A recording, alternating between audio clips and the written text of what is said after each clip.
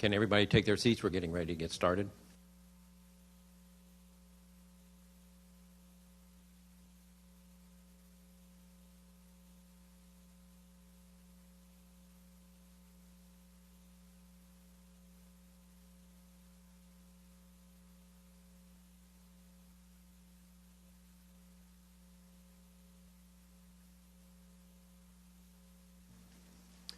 I would like to call the meeting to order. Good morning. Welcome to the boardroom of the National Transportation Safety Board. I'm Christopher Hart, and it is my privilege to serve as chairman of the NTSB and of this Board of Inquiry. I'm joined today by my colleagues, Vice Chairman Bella Denzar, Member Robert Sumwalt, and Member Earl Weiner. Over the next 2 days, we will hear testimony relating to an accident on the Washington Metropolitan Area Transit Authority's Metro Rail system that exposed hundreds of passengers to heavy smoke on January 12, 2015, resulted in one fatality and dozens of others seeking medical treatment. In a few minutes, investigator in charge Joe Gordon will present a summary of the accident. For the NTSB, this accident was very close to home. It occurred beneath this building, and many of the staff here today, including members of this board, ride Metro Rail trains regularly, as I did to come here this morning. It underscored a core NTSB position. While we are acutely aware and appreciative of the convenience that mass transit provides, safety is always more important than convenience. Unfortunately, the events of January 12 clearly demonstrated that the attention that was given to safety was inadequate. As a result of this accident, 86 passengers were transported to local medical facilities for treatment. Another 9 passengers sought medical attention, and tragically, 1 passenger died. On behalf of the entire NTSB, I offer condolences to the family and friends of the passenger whose life was lost. We know that nothing can replace your loved one, and we hope that our work will not only serve to answer some of your questions, but will also help prevent this from happening again. For those who were injured, we wish you well during your recovery. And we know that there are family representatives and those who were injured, both present today and also watching on the internet. Our objective in this hearing and throughout this investigation is to determine what went wrong so that we can recommend ways to help prevent similar tragedies in the future. We have begun to do so based on the facts that we have found to date. On February 11th, the NTSB issued urgent recommendations to WMATA, the Federal Transit Administration, and the American Public Transportation Association concerning tunnel ventilation procedures. We also issued a recommendation on June 8 to WMATA concerning potential electrical short-circuiting hazards. We are also mindful that yesterday was the 6th anniversary of the crash near WMATA's Fort Totten station that killed 9 people and sent 52 others to local hospitals. While progress has been made on our recommendations stemming from the Fort Totten investigation, 6 years later, we are still encountering concerns that we addressed in those recommendations. This hearing will elicit additional factual information about the LaFont Plaza accident as part of our ongoing investigation. At a future date, we will issue an accident report that will include a determination of probable cause and any future safety recommendations that are warranted. NTSB investigations are aided by the participation of the parties. The NTSB designates as parties those organizations or individuals whose participation is necessary in the public interest and whose special knowledge will contribute to the development of pertinent evidence. At a pre-hearing conference on June 2nd, the NTSB and the parties to this hearing agreed upon the issues to be discussed today, the list of witnesses who would testify, and the exhibits to which we will refer today and tomorrow. We will be adding additional exhibits to that list of exhibits. Although we are still gathering evidence regarding all aspects of this accident, testimony and questioning in this hearing will be limited to the 4 broad issue areas that are outlined in the hearing agenda. Today we will look at the state of WMATA's infrastructure. That will be this morning. This afternoon we will look at emergency response efforts, because we want not only to figure out how to keep it from happening again, but also how to improve emergency response if it does happen. Tomorrow morning we will look at WMATA's organizational culture, and tomorrow afternoon the Federal Transit Administration Tri-State Oversight Committee efforts to address public transportation safety, in other words, the regulatory oversight. I will now introduce the parties.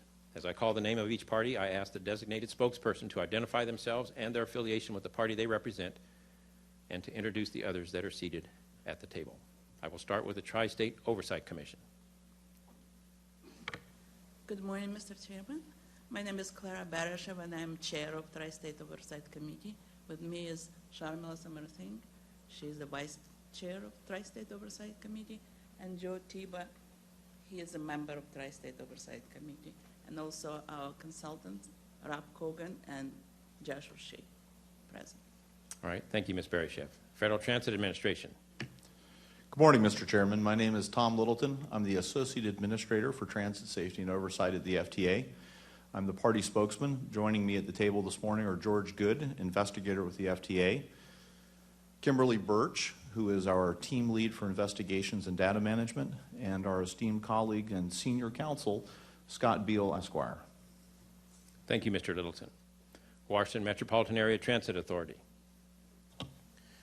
Good morning, Chairman Hart, members of the board, Jim Doherty, Chief Safety Officer for WMATA, and across from me is Louis Brown, our Assistant Chief Safety Officer. Seated next to him is Louis Viner, is our Chief of Infrastructure Engineering. Andrew Off is our Director of Capital Programs and Engineering. Darvin Kelly is our General Superintendent of Track and Structures. And to my immediate right is Lynn Bower-Sox, our Assistant General Manager of Customer Service, Marketing, and Communications. Thank you, Mr. Dougherty. District of Columbia Emergency Medical Services, DCEMS. Good morning, sir. Mr. Chairman, members of the board, my name is Chris Geldart. I'm the Director of DC's Homeland Security and Emergency Management Agency, as well as the Office of Unified Communications. Across from me, I have Cavalieri, who's the IT Director of the Office of Unified Communications, Assistant Chief Duran Hawkins from the Fire and Emergency Medical Services, Commander Sund, Steve Sund from the Metropolitan Police Department, Stephen Williams, the Operations Chief for the Office of Unified Communications, and Assistant Chief Eddie Mills from Fire and Emergency Medical Services. Thank you, Mr. Geldart. Amalgamated Transit Union, Local 689. Good morning, Chairman Hart. My name is Jim Medeiros. I'm the Safety Officer for Local 689. To my right is Marlene Flemings McCann, and next to her is Dion Baker. They're both executives at WMATA. I mean at ATU 689. Thank you. Thank you, Mr. Medeiros. International Association of Firefighters, Local 36. Good morning, Mr. Chairman. I'm Dabney Hudson, Second Vice President, IFF Local 36, and I oversee all the investigations and fire and life safety issues. Thank you, Mr. Hudson. I thank all of the parties for their assistance and cooperation with the NTSB investigation thus far. We appreciate your valuable time, and we look forward to working with you further as the investigation continues. So thank you. We know you're doing this you're busy, and you're doing this on your work time, and you've got other things to do, but you're helping us get to the bottom of this. We appreciate it. The order of the hearing will be as follows. First, Hearing Officer Chris Poland will follow my remarks with a safety briefing, some scheduling information, and a description of the exhibits to be used during the hearing. We will then turn to Investigator in Charge Joe Gordon, who will provide an overview of this accident. Following the overview, we will proceed in sequence through the issue areas that I listed before. For each issue area, Dr. Poland will introduce NTSB technical panelists and will swear in the witnesses. The witnesses have been pre-qualified, and their qualifications and biographical information are available on the NTSB website. The witnesses will then be questioned by the NTSB technical panel, and then by the spokesperson for each party, and then finally by us, the Board of Inquiry. After one round of questions, due to time constraints, a second round will be limited to pertinent questions that serve to clarify the record or to address any new matter that was raised in the first round. Please raise your hand, and I will determine whether the issue warrants a second round of questions. As Chairman of the Board of Inquiry, I will make all rulings on the admissibility of exhibits, the appropriateness of questions, and the pertinence of proffered testimony with the assistance of NTSB General Counsel David Toshin, who is seated behind me. All such rulings will be final. I must emphasize that NTSB investigations are, by regulation, fact-finding proceedings with no adverse parties. The board does not assign fault or blame for an accident or incident.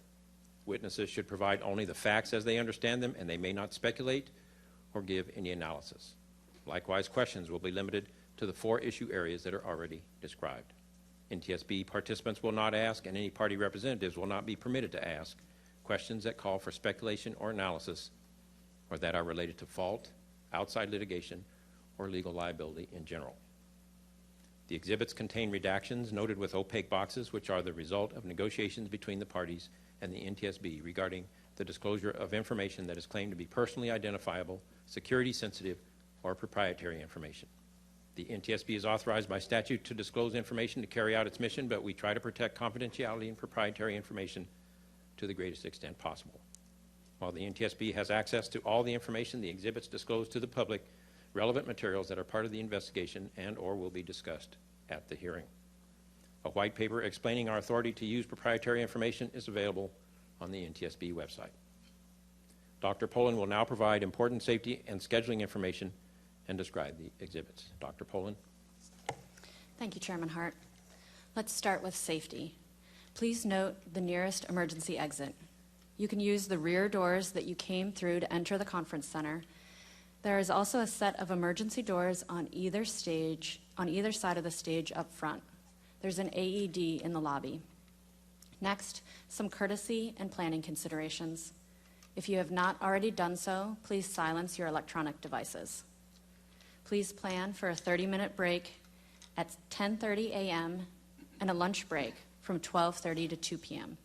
The 30-minute afternoon break will occur at 3 p.m. Now let's discuss the exhibits. The exhibits for this hearing are in 9 separate groups. The exhibits are identified by group and number. Group A are administrative exhibits and witness biographies used to pre-qualify witnesses who will testify in this hearing.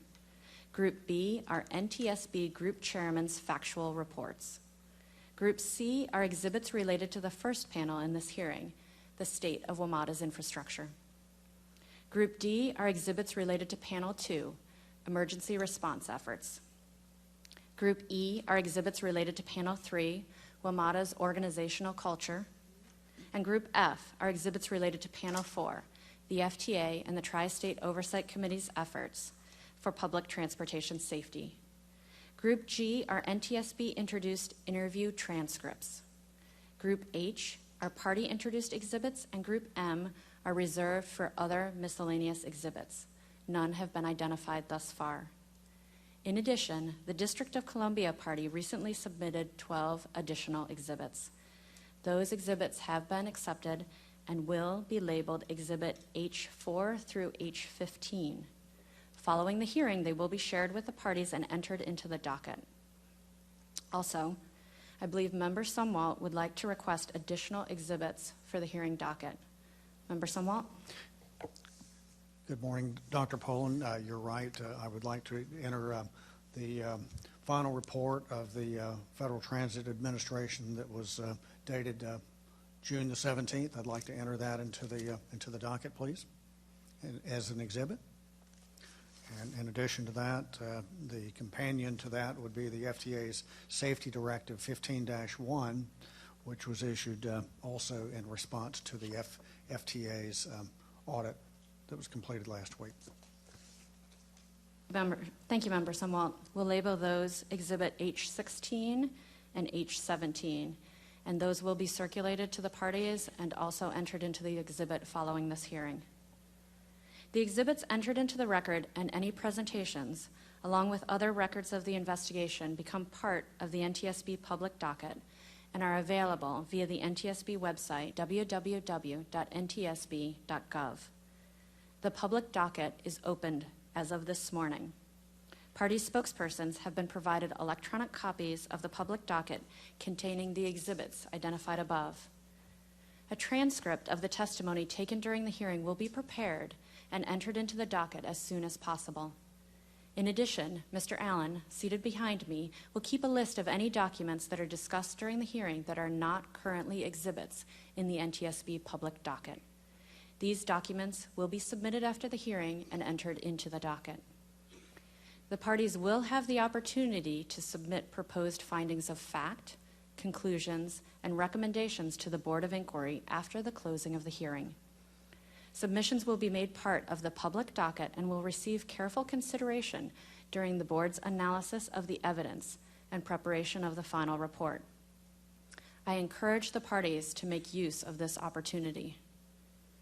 Please note that submissions must be sent to the NTSB within 30 calendar days of the closing of this hearing by July 24th, 2015, and copies must be provided to each of the other parties. Thank you, Chairman Hart. Thank you, Dr. Poland. Mr. Gordon will now provide a description of the accident. Good morning, Chairman Hart, Vice Chairman Denzar, Member Sumwalt, and Member Weiner. On January 12, 2015, about 3:15 p.m. local time, Washington Metropolitan Area Transit Authority, referred to through this presentation as WMATA, Metro Rail Train 302 stopped after encountering heavy smoke while traveling southbound in a tunnel between L'Enfant Plaza Station and the Potomac River Bridge. This presentation will provide factual information of the investigation to date. In a moment, I will play an animation to provide an overview of the accident, but first I will give a brief description of third rail power used on the WMATA system. Train propulsion power on the WMATA system is supplied from electrified contact rail with 750 volts of electricity. The contact rail, also referred to as the third rail, is located parallel to the running rails. The third rail is typically shielded by a cover board. High voltage cables are used to provide power to the third rail and maintain continuity. This still image is shown to help prepare you for an upcoming animation. The image shows a portion of the map from the WMATA Metro Rail system. The animation will show events that occurred on the yellow line. System direction north is toward the top of the screen. Certain events will be displayed to the right of the animation to document the duration of the accident.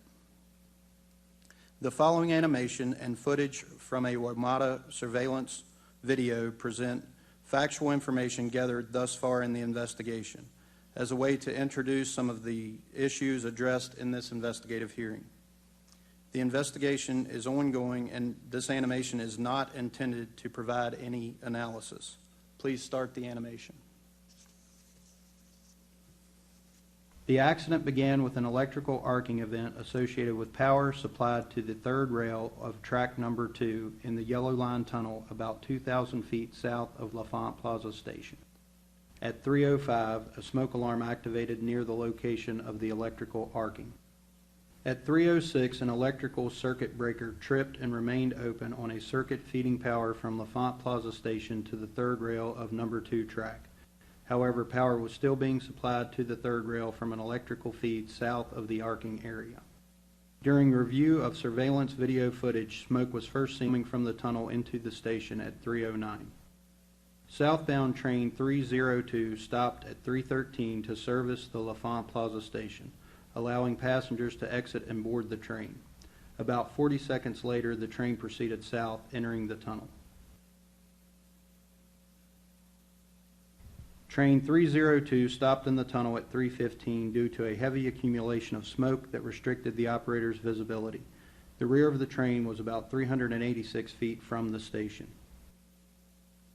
Due to reports of smoke in the L'Enfant Plaza Station, the WMATA Control Center sent a command to activate ventilation fans in the station in emergency exhaust mode at 3:16. At 3:17, the operator of train 302 contacted the WMATA Control Center and reported that the train had encountered heavy smoke and was unable to continue south. In response to a civilian 911 call at 3:18 reporting smoke coming from the ventilation shaft opening near Water Street, first responders were dispatched to that location at 3:22. Also at 3:22, WMATA notified the D.C. Office of Unified Communication of smoke in the L'Enfant Plaza Station. Southbound train 510 stopped at the L'Enfant Plaza Station at 3:23. All passengers and the train operator exited the train. The WMATA Control Center sent a command at 3:24 to activate fans in the ventilation shaft south of the station in emergency exhaust mode. At 3:26, the D.C. Office of Unified Communication dispatched first responders to the L'Enfant Plaza Station. D.C. first responders began arriving at the station at 3:31. Third rail power to number 1 and number 2 track was de-energized in the station at 3:40. However, power was still being supplied from an electrical feed south of the arcing area. At 3:49, the WMATA Control Center sent a command to de-energize the third rail power supplied from south of the arcing location, finally removing all power in the area where the arcing occurred. Firefighters reported to Incident Command at 3:50 that they had arrived at the rear of Train 302. Incident Command responded to proceed with an evacuation. At 4:27, firefighters reported to Incident Command that all passengers were evacuated from Train 302 in the tunnel.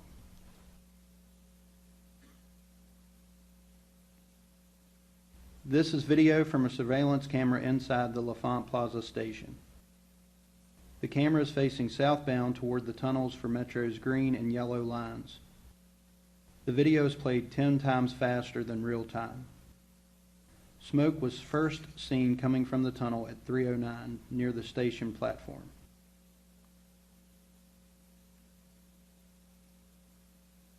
Shortly thereafter, the smoke had dissipated.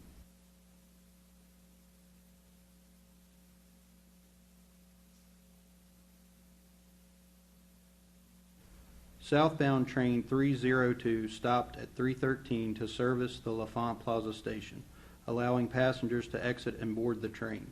About 40 seconds later, the train proceeded south, entering the tunnel. Event recorder data shows train 302 stopped at 3:15. At this time, the last car was about 386 feet from the end of the L'Enfant Plaza platform. Looking at the southbound tunnel, smoke is beginning to emerge. Due to reports of smoke in the L'Enfant Plaza station, the WMATA Control Center sent a command to activate ventilation fans in the station in emergency exhaust mode at 3:16. Heavy smoke can be seen coming from the southbound tunnel. Passengers on the platform can be seen evacuating the station.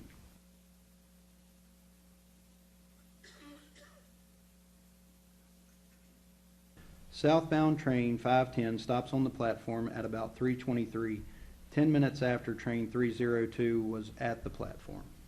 At about the same time, a northbound train stops without opening the train doors and then proceeds to the next station.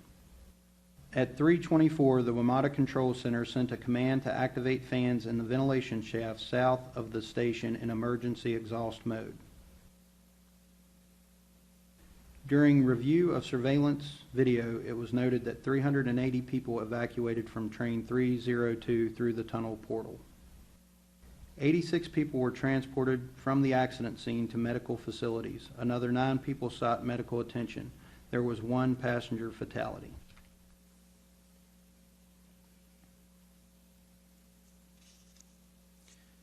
NTSB investigators examined the area of the smoke initiation in the tunnel, which was less than 1/4 of a mile in front of stop train 302.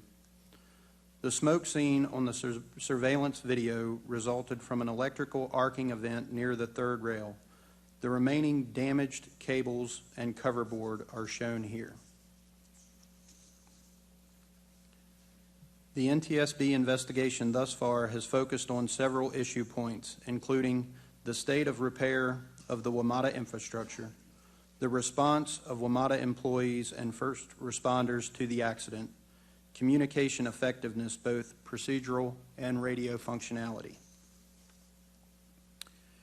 In response to the accident, on January 20th, WMATA announced early action items that would be implemented to enhance safety, which include changes to the standard operating procedures, increased frequency of emergency drills, enhanced safety signage on rail cars, increased inspection of electrical components in tunnels, electrical component upgrades and protection, and review of smoke detection capabilities.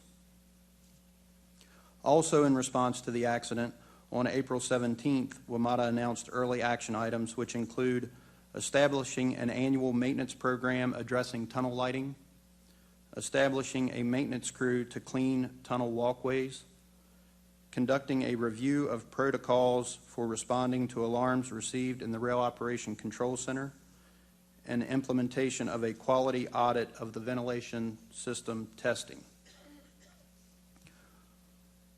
On February 11th, 2015, the NTSB issued urgent safety recommendations concerning tunnel ventilation systems.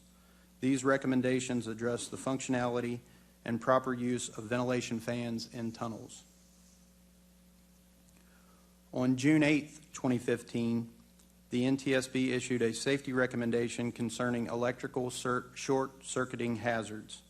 These recommendations address the proper installation of power cable connector assemblies. As a result of this NTSB investigation, the FTA initiated a safety management inspection of WMATA. They issued a report on June 17, 2015, detailing the results of a 3-month inspection, which identified 78 corrective actions to address 44 safety findings on the Metro Rail system. Thank you, and this concludes my presentation. Thank you, Mr. Gordon. Now I will call on the hearing officer, Dr. Poland, to introduce the first panel and to call and swear in the witnesses. Dr. Poland. Thank you, Chairman Hart. Can the witnesses for the first panel please be seated? Director Hall, can you please position the nameplates and assist the witnesses? Thank you.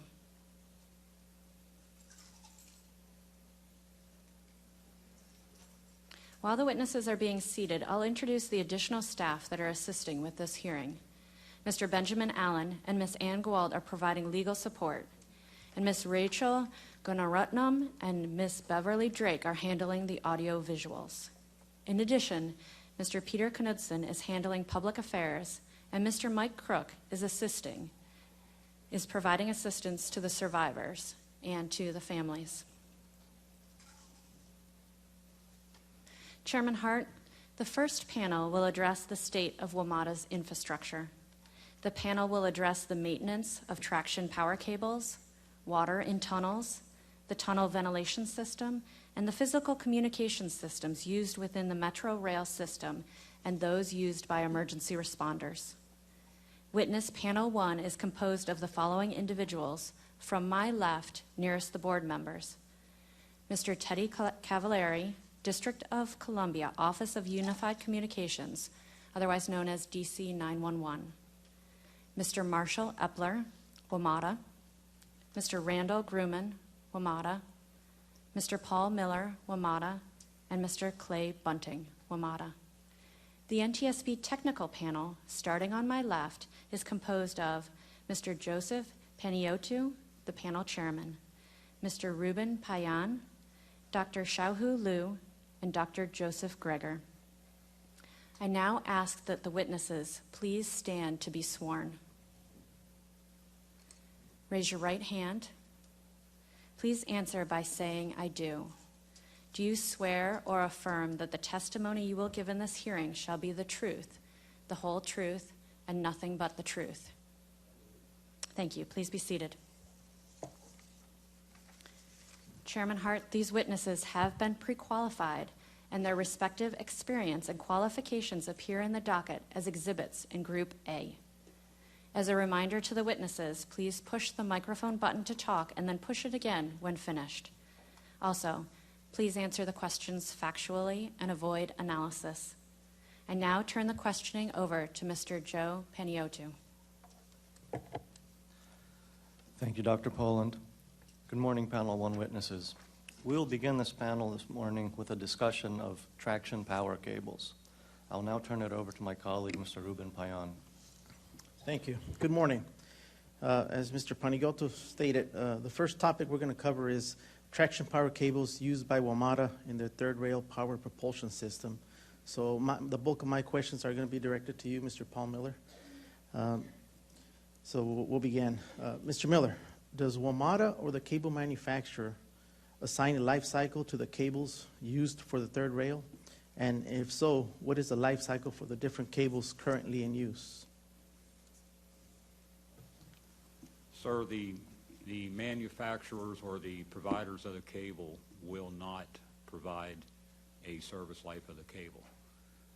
That is due to the manufacturer does not know what type of stress or environment that we're putting the cables under. So they have no way of knowing exactly what the condition of that cable or what kind of stress it's going to be given to. In regard to the Metro or WMATA service life of the cable, it's extremely variable. What I'd like to do is when you go into the history of these cables, it's very important to know how these cables are manufactured, because like any product, if you have an outstanding product, the service life is going to be extended. Mr. Miller, would you pull the mic a little bit closer, please? Thank you. So as our quality continues with the cables, it's important to know how these cables are constructed. These cables, as they exist right now, are low smoke, zero halogen cables. Their history in WMATA, in the original construction, these type of cables did not exist. In the mid to late 1970s, we had a flame retardant type cable that was introduced. In the 1980s, we had a low smoke cable that was introduced that WMATA continues to use. In the late 1990s and the early 2000s is where we come into the actual cable that we're talking about, which is a low smoke, zero halogen cable. These cables are put under before they even get to Metro. These cables are put under severe testing. This testing will include bake tests, burn tests, water immersion tests. They will include water absorption tests. There's a whole list of tests that have to be performed. This cable is a 2 kV cable. So when if I can stop you there, we'll get into the cable, the testing itself in a little bit. Okay. Can you just briefly describe the process that WMATA currently uses to monitor the third rail cable integrity? The third rail integrity of the cables, is that currently, sir? Currently, yes, sir. Currently. We use what's called a thermal imagery system. This is a camera that is mounted on one of our trains that periodically or every quarter will engross the entire Metro system with recorded observations of the cables. We also have track walkers that will provide reports to us if they see a anomaly out there. We also provide a measuring type system as we deem appropriate out in the system. Now, how often is the thermal imagery conducted? Pardon? How often is a thermal imagery audit conducted? Or Every 3 months. every 3 months? Okay. And measuring is only as required, you said? I'm sorry, sir, I can't hear. Measuring is only as required, or when does that happen? Our measuring program, are you speaking currently? So how does it get required? Okay. Our measuring program will identify certain areas in the railroad that we know of that has a very harsh working environment. We will revisit those areas in regard to that we know that we will go back and remeasure the cables. We also, if we have a known occurrence or a issue with a particular cable, we will visit that area and we will remeasure not only the cable that's an issue, but every cable in that entire area will also be remeasured. The term measuring may not be well understood. You might explain what that means, please. Okay. A megger is an electrical instrument that is used in the electrical field. And this megger, or what we call measuring, is an instrument that is used to measure the resistance between a conductor through the insulation layer to a known ground source or a negative reference. So to break that down, just to make sure we all understand it, measuring would be testing the insulation on the wire. Is that basically the correct? No, sir. No, okay. Okay. Expand, please. You are measuring the insulation resistance to the known conductor.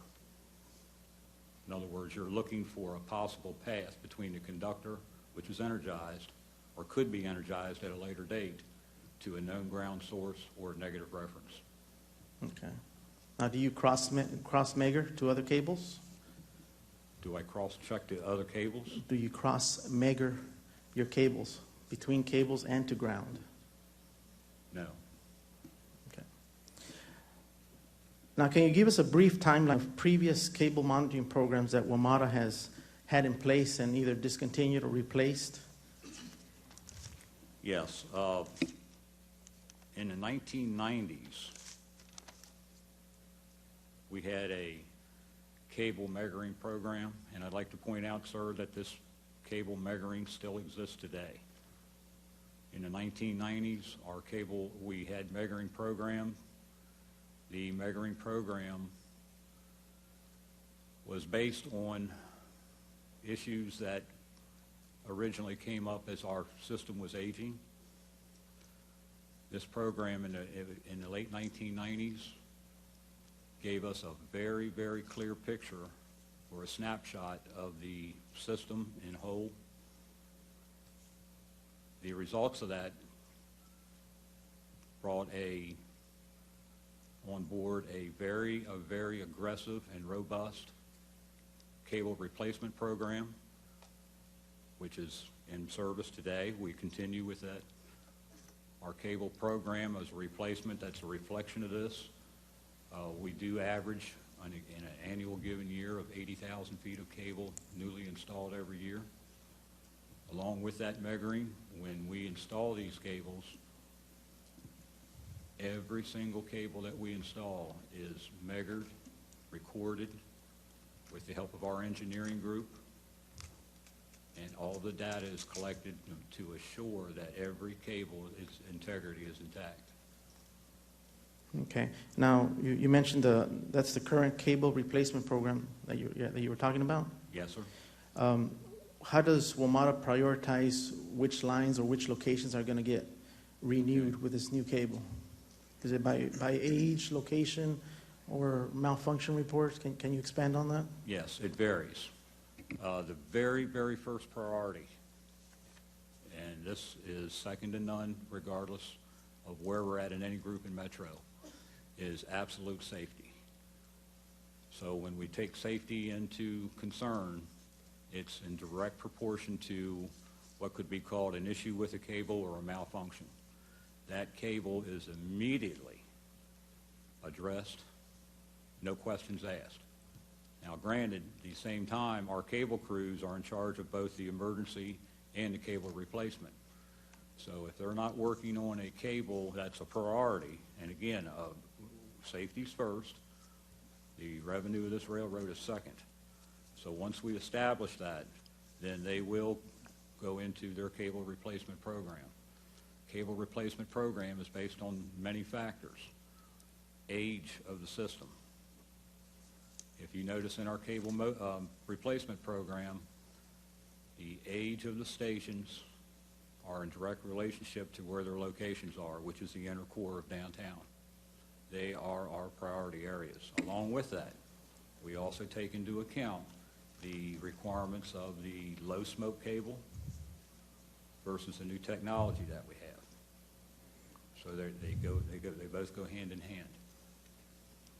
So at the time of the accident, the January smoke incident, was the yellow line through the LaFont Plaza station completed under the cable replacement program?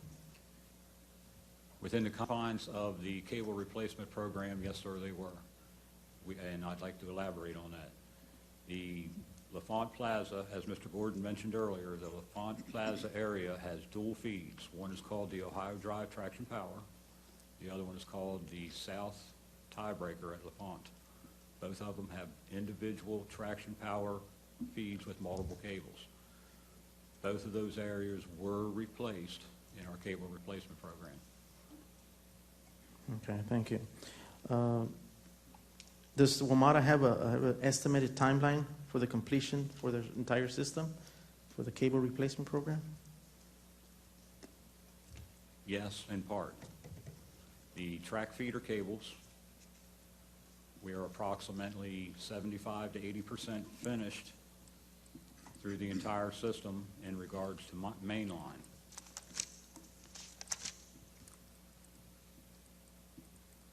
The actual locations from the red line to the Shady Grove, our traction power cables are 86% complete. Our red line to Glenmont is 99% complete. Our yellow line to Huntington is 99% complete. Our orange line to New Carrollton is 100%. Our green line to Greenbelt is 100%. Our green line to Branch Avenue is 99%. Our blue line to Largo is 100%. Our blue line to Franconia is 50%. And our orange line to Vienna is 60%. But I would like to elaborate on that. When I make those comments, please keep in mind that Metro, as we expand and we add new stations, the new stations logically do not have new cables replaced again. So as an example, Georgia Avenue is a new station. The outer blue line with Largo and Morgan Boulevard, they're new stations. We don't include that in our cable replacement program at this time. Okay, thank you.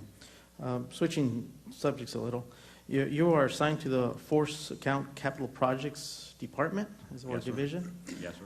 In what regard does your department get involved with in WMATA accident investigations, especially when in smoke incidents, or especially when an arcing event is identified? It's very, very site specific. When you have a smoke event or a arcing event, it has to be identified as to a category of what it belongs to. In other words, you could have a smoking event could be as simple as debris, leaves, it could be insulators, and certainly cables. Our group that I'm assigned to, if it involves a cable or cables for whatever reason, we will investigate it fully to try to find a root cause, or what we think is a root cause. Then we will take immediate corrective action to assure that it doesn't occur again. Now, do you get to see the final report from either safety or TAC, review it, or suggest changes or implement changes for the system? Yes, sir, we do.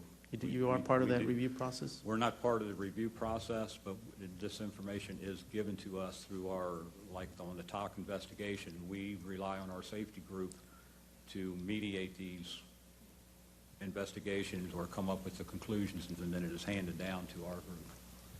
Okay, thank you. I'm going to stop right here and pass the question over to Dr. Liu. Thank you.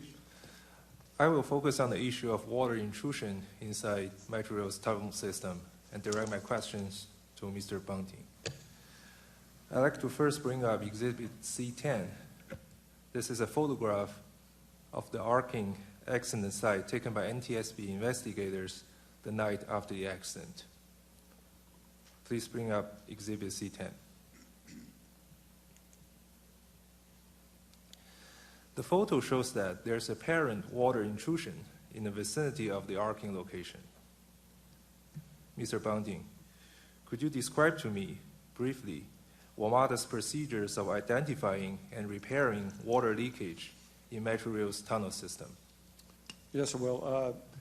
Water leaks are a challenge for our agency, as with all other transit agencies or highway agencies or anybody that has subsurface facilities. So we are constantly chasing water leaks. And so our crews that are out in the system, our track walkers, our structural inspectors, or anybody who visits or is in the infrastructure can report a water leak. And we have a variety of ways of water leaks to be able to be reported and to be acted upon. And it is all based on the severity of the water leak. And Our structural group has when they're out doing their tunnel inspections, they categorize water leaks in categories 1, 2, and 3s. Inspection group, if the water leaks are affecting infrastructure components, they will categorize the leaks as defects 1, 2, and 3, which are directly correlated with the structural priorities.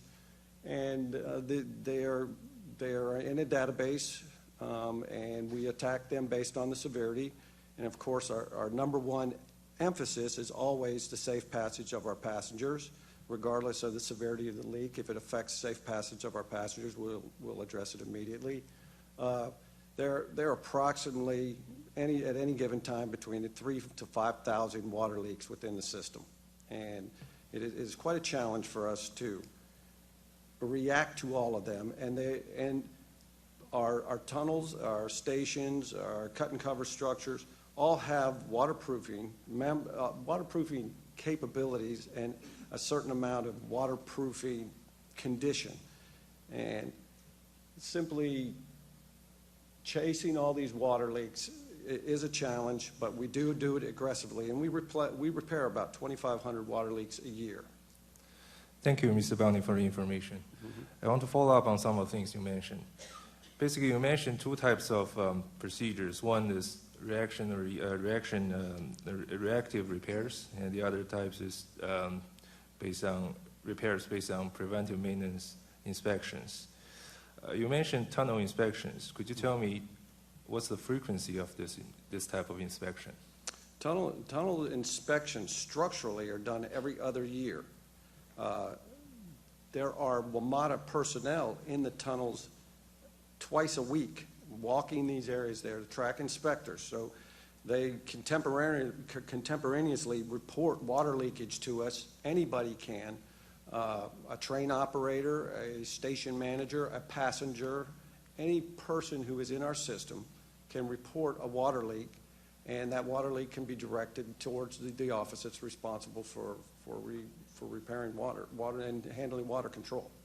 So our leak inspections essentially are continuous, and anybody that has a basement understands the difficulty of trying to chase water, and we do. That is, we are firefighting when it comes to water control, and we do it Thank you. on a continuous basis.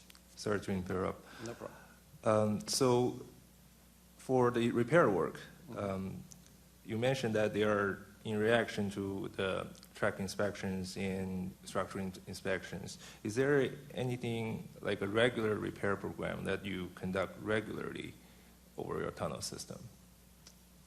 No, we do not have a schedule for tunnel repair. Civil type structures are inspected, they're evaluated to a criteria. That criteria then drives your repair program, your capital program, your schedule for the year. There's a lot of activities going on in WMATA. A lot of things we're trying to rehabilitate this infrastructure. So the tunnels, like the rest of our infrastructure, we take a look at opportunities.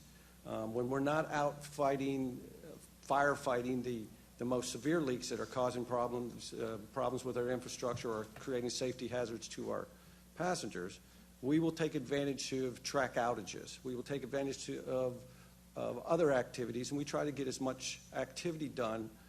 We look at this as a time and space effort. Thank you. And water control is just one of the many things we do when we're out there repairing our infrastructure. Thank you for the information. I'd like to move on to my next question and focus on the area near the arcing location. From the various reports I have read, water intrusion in this area has been an ongoing known issue and has been flagged repeatedly in reports dated from 2010 to 2014 and as recent as 3 months before the accident. You have talked about the general process of dealing with water intrusion. What is your strategy of dealing with a persistent, recurring situation like what we saw at the arcing location? Well, again, water control is quite a challenge. It is not unusual to have reoccurring water leaks near vent shafts and vent structures. We have 217 vent structures in the WMATA system. Those are structures that penetrate the surface and allow water to either flow into our system or to have a certain amount of recharge.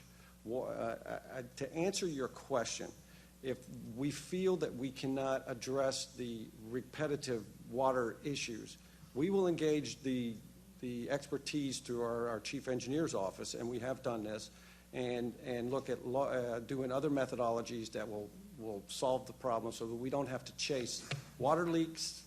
As anybody knows, find a way to get into your structure. We stop a water leak in one area through either chemical grouting.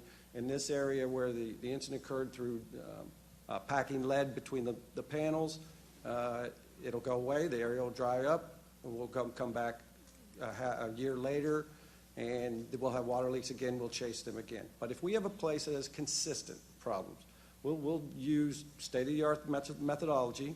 We've done exterior tunnel grouting, we've put in grout collars, we've utilized other methodology to try to control it. And there are times that we just say the best thing to do is divert this water to our drainage system.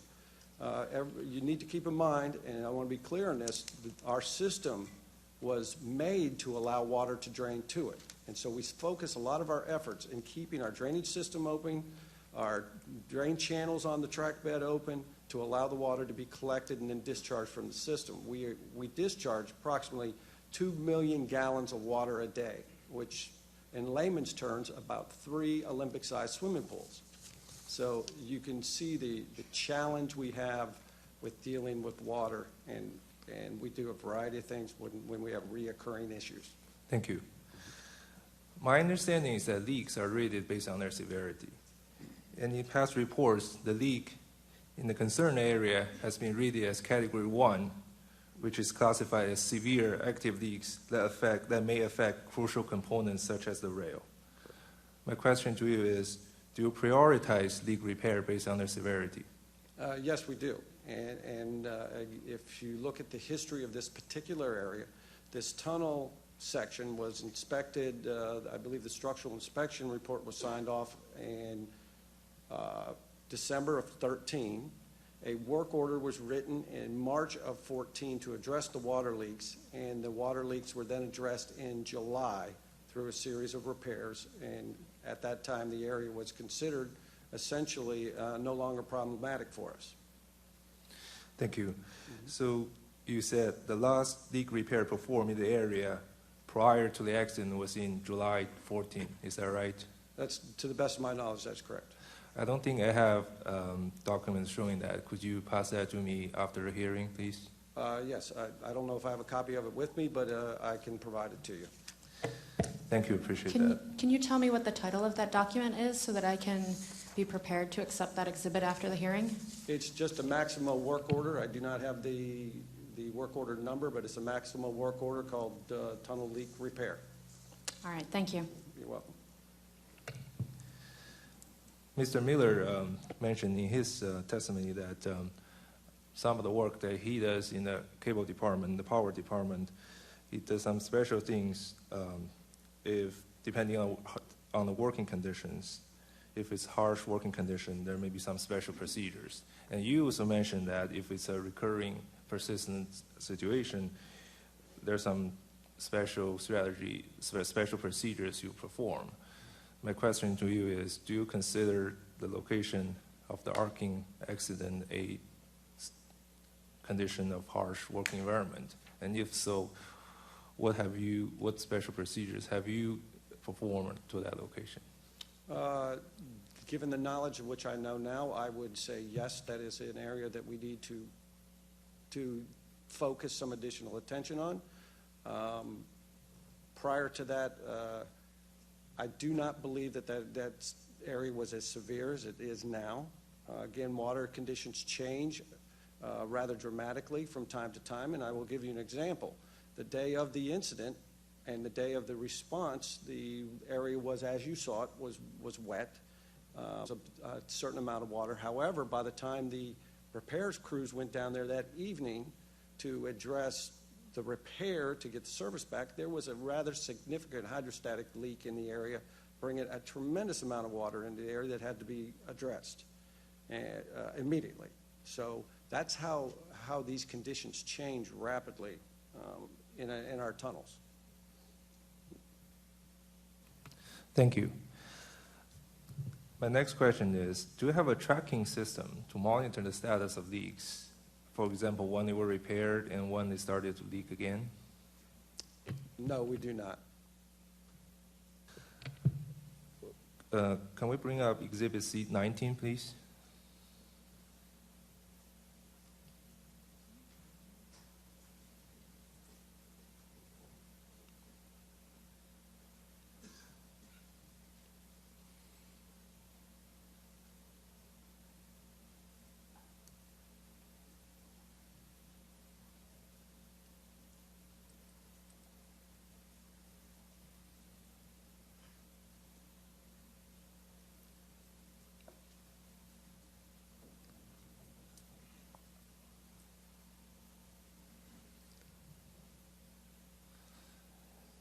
So this exhibit is a leak monitoring report that was created in 2010, which appears to me to address the status of leak repairing in that year. So my question to you, Mr. Bunting, is, was that a one-time thing, or do you still do this? That is a one-time document. I never saw that document until this investigation. And my understanding from talking to the author, who has since retired, it was his attempt to form a tracking system, but it was never implemented. Well, first of all, the document was addressed to you. That's correct. And if you read the later pages, this document appears to be living throughout the year 2010. And could you flip the pages? Scroll down, please. Go to the next page. You can just keep going to the next page. So this appears to be living throughout the year 2010 and kept tracking the status of leaks of their year. But you said this was never actually implemented and certainly not in effect as of now. Is that right? That is correct, sir. Thank you. I believe I'm running out of time. I'm going to turn it over to Mr. Panigiotto. Thank you. Thank you again. Thank you, Dr. Liu. I would like to begin this topic with a description of the ventilation system and its purpose. The following questions will be directed towards Mr. Randall Grumman. Mr. Grumman, can you please provide a brief general description of the tunnel and station ventilation systems? Yes, good morning. WMATA's ventilation system was originally designed in the late 1960s and is comprised of several components. Underground stations have reversible fans that can exhaust air from the station or provide fresh air into the station. Fans can be controlled remotely from the Rail Operations Control Center, or they can be operated locally as well. At the ends of each station are vent shafts venting to the outside. Generally, in the tunnel segments between stations, there are fan shafts that contain anywhere from 2 to 7 individual fans that are reversible. Each fan shaft can be remotely controlled from ROCC or operated locally. We do have one exception at our Forest Glen station. The fans can also be operated from either of the 2 kiosks. The tunnel fans are interconnected to the vent shafts that are located at the ends of the station. When fans are commanded to run, the fan shaft dampers open and the associated vent shaft dampers close. On the outer F route, which opened in 2004, we changed the design and went to reversible jet fans located in the tunnel walls. These are high-powered reversible fans that ventilate only the section of tunnel on the route. Those 2 are operated remotely and can be controlled locally. WMATA's ventilation system was originally designed to control temperatures in the tunnels and stations and remove smoke and fumes. Again, these 75% of our stations were designed pre-NFPA 130. However, it was recognized as early as 1976 the need to utilize the fans in case of emergencies. The first agreements were made with the District of Columbia in Montgomery County, Maryland, and formalized the requirement that tunnel and station fans could be remotely controlled and reversible in case of emergency. Thank you. So you said that prior to NFPA 130, so the older sections of the tunnel, The ventilation system was intended for the removal of heat and fumes. The Is that- original, Is yes. that correct? I'm sorry, yes, the original design was for temperature control in the tunnels based on heat loads generated by wayside equipment and heat factors or heat loads generated by moving trains. And in the newer segments of the tunnel, those that would be classified as post-NFPA 130, what is the purpose of the ventilation system there? As with the older system as well, they're dual purpose for both emergencies, removing smoke. The newer systems per NFPA 130 are obviously more powerful fans to meet the CFM requirements of air movement to remove smoke and heat. But they also do ventilate those tunnels as well. I'd like to say we constantly use the tunnel fans almost daily in our work routines. When we have work crews that are working, we have diesel-powered equipment, locomotives working in the area. We routinely turn on the tunnel fans to ventilate the tunnels to create a clean air work environment. When we do major shutdowns between tunnels or between stations, we put together a ventilation plan which dictates which fans to put in what direction to help ventilate the sections of the tunnel where the work is being performed. Thank you. Which category does the tunnel where the accident took place fall into? Is it a pre-NFPA 130 or post-NFPA 130? Pre-NFPA 130. Thank you. Would you be able to tell me approximately how much of the tunnel network is pre-NFPA 130 and how much is post-NFPA 130? 75% is pre-NFPA 130. So it's 75%. There's 82 fan shafts and 36 jet fans. 75% of the tunnel fans or the vent shaft fans are pre-NFPA 130. Thank you. I would now like to discuss the ventilation system's performance. So in the past, WMATA had contracted with engineering firms to perform studies on the ventilation system. These studies examined certain existing portions of the metro that were built prior to the NFPA 130 standard. What was the purpose for conducting these studies? To evaluate the existing capacities of the fans in relation to NFPA 130 requirements and the feasibility of making improvements. And have engineering analyses like this been done on all of the older segments of the tunnel network? At the time of the contract, I believe so, which the first engineering study was performed in 1983. Do they cover the entire network, though, or are they for specific locations that were selected as tests? I'd have to go back through the reports to pull that to find out how many stations were involved. No, if you could get back to us on how much of the network was examined by these studies that I was mentioning, that would be great. So you mentioned that one of the purposes for these studies was to identify strategies to improve the ventilation system in these older segments, which do not have large capacities, and certainly not what would be specified by an NFPA 130 design. So what were the strategies that were identified to improve the performance of the ventilation system?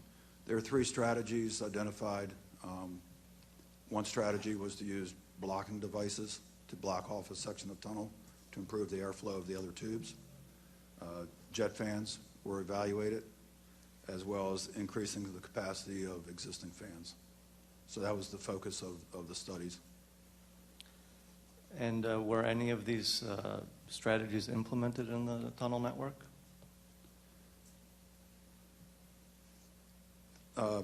The only strategy that was implemented was with the opening of the the Wheaton to Glenmont segment of tunnel.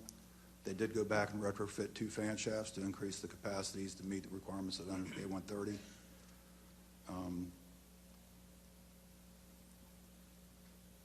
The other devices It was determined that the blockage devices, which were basically a parachute design, WMATA took that out of their design criteria because they thought it was from an operational standpoint unsafe to have all these devices out in the system from accidental deployment and storage of these nitrogen tanks that would take to deploy the parachutes. I couldn't find any documentation to say otherwise, but the cost associated with the upgrades ranged from a blockage and jet fan upgrade in the order of $16 to $19 million back in as late as 1997, I believe, to upgrade to all of the existing fans to higher capacity. The estimate came in at $525 million. So, again, I haven't found anything written or documented why they steered away from it, but I could imagine cost was partially to play in it as well, with a $525 million price tag. Thank you. So for the most part, then, the older tunnel segments that were built pre-NFPA 130 have the original ventilation capacity that they were designed for at that time, and no changes have been made. Physical changes, no. The standard at the time was 50,000 CFM exhaust and 35,000 CFM supply. We have found to improve airflows in the tunnels when needed to sequence the operation of the fans. In other words, in a given area, place a certain fan shaft in exhaust and put another fan shaft in supply helps augment the air movement in the section of tunnel. Thank you. What division of WMATA was responsible for contracting and receiving the results of the engineering analysis we've been discussing? I believe that was our engineering department. And are there any mechanisms in place to help with sharing the knowledge that was gained from these analyses with other divisions within WMATA that could potentially benefit from such knowledge? For example, for the folks who plan emergency response.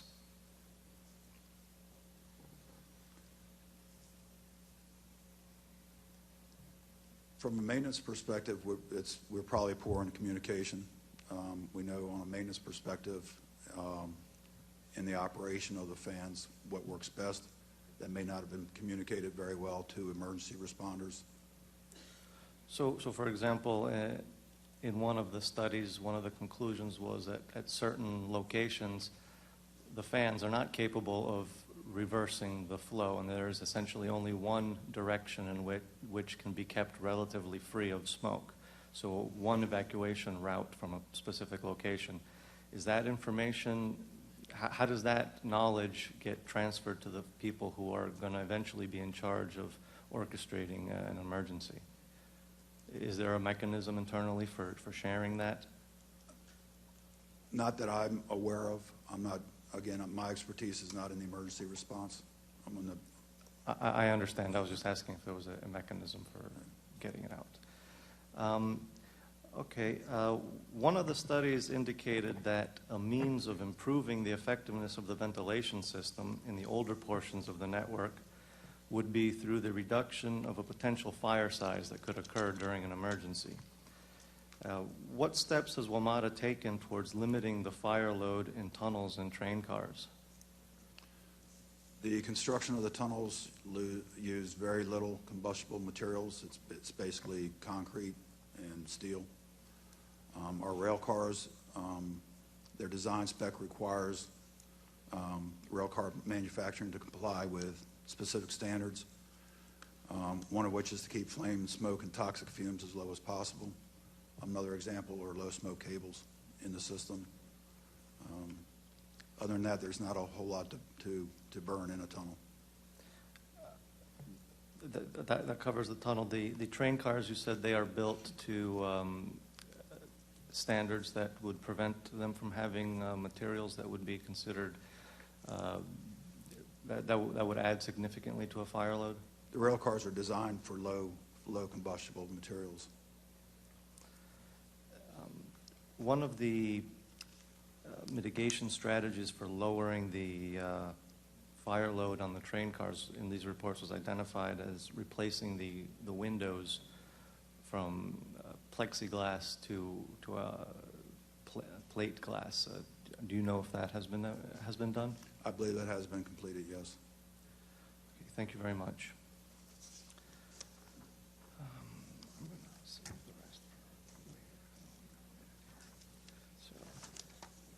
Thank you very much, Mr. Grumman. That concludes my line of questioning for now. I will now turn the microphone over to Dr. Greger for his line of questioning. Thank you. Good morning. I'd like to ask a few questions concerning the systems that support radio communications in the WMATA underground, and these will go to Mr. Marshall Epler and Mr. Teddy Cavallari variously. There are two largely independent trunk radio systems servicing the downtown areas of the Washington Metro system, the WMATA Comprehensive Radio Communication System and the DC Public Service Radio System. Mr. Epler, would you give us a brief description of the WMATA system with emphasis on how the below-ground components work? Okay, WMATA operates a 490 megahertz trunked radio system. Above ground, or the radio system consists of an above-ground component, a below-ground component, and approximately 5,000 subscribers. The above-ground system consists of 2 redundant core sites attached to 10 antenna sites that broadcast over a 1,600 square mile area. The system is maintainable and suffers extremely few faults. The below-ground system is an extremely difficult to maintain system. And the way the system works is an RF signal originates above ground and it's converted into fiber optic signal. The fiber optic signal is routed to the below ground system where it is distributed to 26 fiber optic head ends. At these fiber optic head ends, the signal is converted from a fiber optic signal to an RF signal. The RF signal is coupled into what's called a leaky coax cable. This leaky coax cable is shared between both the WMATA CRCS system and 6 different public safety agencies at different places throughout the underground. And what basically happens is when the signal is injected, it goes down the leaky coax cable, and as the signal goes down the leaky coax cable, it radiates an RF signal, and as the signal goes, the conducted level diminishes to a point where it needs amplification. At the point it needs amplification, we place what's called a BDA, or a bidirectional amplifier, at this location. And the purpose of the bidirectional amplifier is to increase the signal level where it is reintroduced onto another section of leaky coax cable. So once again, the signal will propagate down the leaky coax cable until it needs amplified, at which point it runs into another bidirectional amplifier. It gets increased again, and this process continues until you hit the end of the segment. It is not unheard of to have more than 10 or 12 BDAs in one of these radio segments. As the signal is going down the leaky coax signal, if a station is encountered in the segment, we tap off that signal, tap off the leaky coax distributed antenna system, and we will take it and we will run it antennas and leaky coax cable to cover what's called the red tile areas in the stations. And basically the red tile areas are public access areas of the station. When the system was originally designed, coverage was just required for the red tile. Since then, WMATA has a program underway to expand coverage to the backroom areas of stations, so we do have coverage. That's the way the downlink signal works. Uplink works just the same. You'll take a portable radio, it will couple onto the leaky coax, the signal will go to the BDA, get amplified to the next BDA, it'll go all the way back to the fiber optic head end. At the fiber optic head end, it's converted from RF to fiber optic, and it goes above ground. Like I said earlier, the system is extremely difficult to maintain. Some of the reasons it's hard to maintain is the leaky coax is a 75 ohm leaky coax cable. Our radio system... If I can interrupt, I'm sorry. Go ahead, sorry. Just to make everything clear, the leaky coax was designed to be that way so that we can receive and broadcast RF. It's part of the antenna system, as I understand. Yes, sir. It leaks RF energy. I'd like to stop there and ask Mr. Cavallari if you could briefly describe the underground portions of the DC Public Service Radio System, again with emphasis on the below-ground portions, and you can just limit your response to the differences between it and the WMATA system. The DC Public Safety Radio System is a 10-site system. It's a Motorola P25 system, version 7.15. At the time of the incident, it was version 7.13. The system provides over 10 million calls a year. We have over 8,000 radios accessing the system on a daily basis from the district side, as well as interoperable communication capability with some federal partners, as well as the regional partners, all the COG members and regional partners. The system is monitored 24/7, 365 days a year. We have on-call technicians. We have a network operations center that monitors the system and capabilities. The below-ground system, we provide the signal handoff at one of our radio sites to WMATA. WMATA takes care of all the signal transmission, equipment maintenance, and upkeep on all the stations within the district. Okay, I understand you have separate BDAs for the amplifying your signal downstairs. We don't manage any of the BDAs or any of the system or cables, BDAs, and the WMATA system. Our handoff point is at one of our radio sites. We have a directional coupler specifically designed to provide that handoff point, the signal handoff point. Okay, we can follow up on that. Mr. Epler, who's responsible for the maintenance of the below-ground components of these radio systems, and how is this responsibility assigned? Is it via contract, an MOU, what have you? The maintenance of the below-ground radio system is handled by our System Maintenance Comm Department. The specific mechanism, I could not find any MOU or agreement to who maintains what. Parameters of the maintenance control. In other words, the standards it's being maintained to. We use a preventive maintenance inspection to adjust the radio system.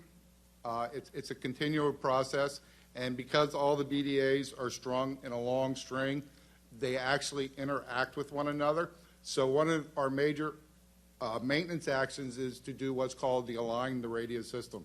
And what that means is you change amplifier settings, and when you change amplifier settings, it has an impact on both the signal as well as noise ratio. And since communication is a function of the signal to noise ratio, it's a delicate balance between the signal and the noise. So one of our primary maintenance actions is to adjust this radio system. Okay.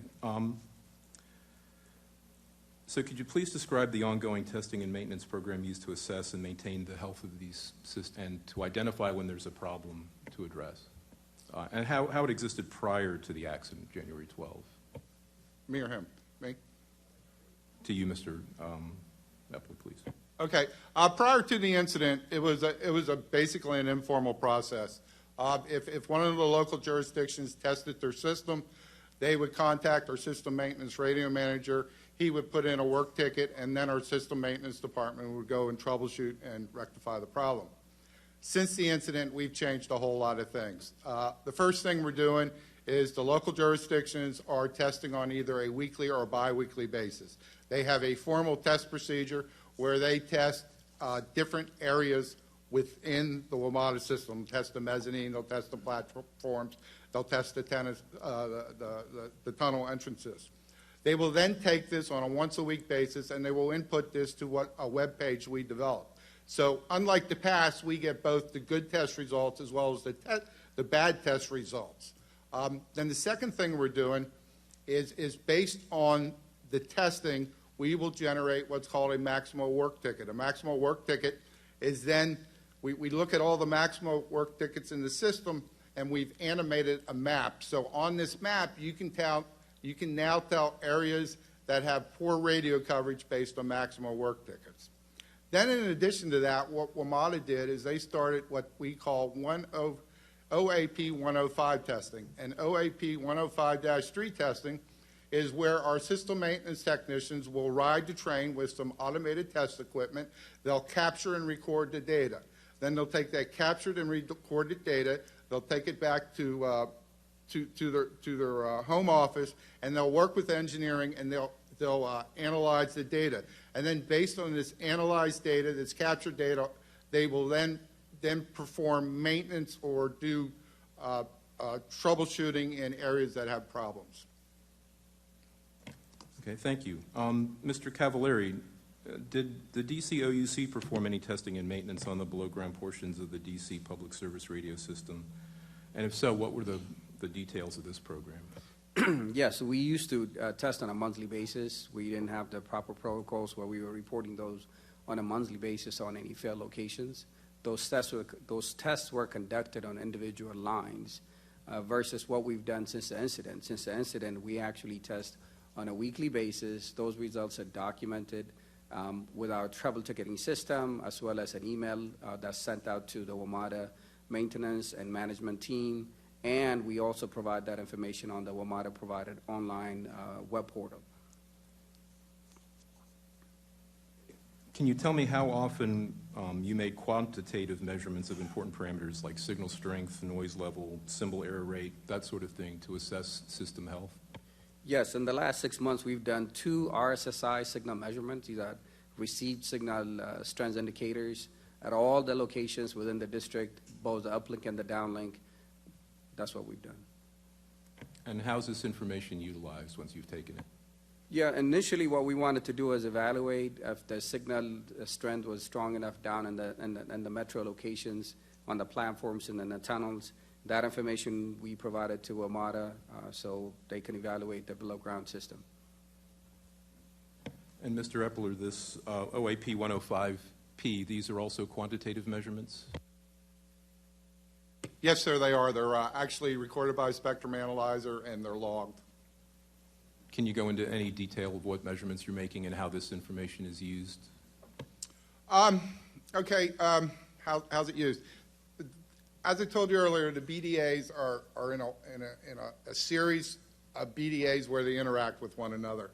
And by riding the whole train down along the tunnels and checking the signal strength, what you should theoretically see on a perfect system is the signal will come out very strong on the BDA. It'll gradually diminish. You'll hit another BDA. The signal will go up. You'll go down, and you'll see this sawtooth pattern going, as you're riding the train. At places where that sawtooth pattern does not exist, that gives you some type of indication that the problem is generally located where the pattern changes. Okay, now I'd like to switch to the location where the accident occurred. What routine testing was performed on the L'Enfant Plaza yellow green line platform areas and in the portal tunnels leading to the Pentagon in the months leading up to the January 12 accident? And Mr. Cavallari. Yeah, before the district system at the time, right before the incident, we had an older system and a newer system. We basically operated both systems at the same time during the transition period.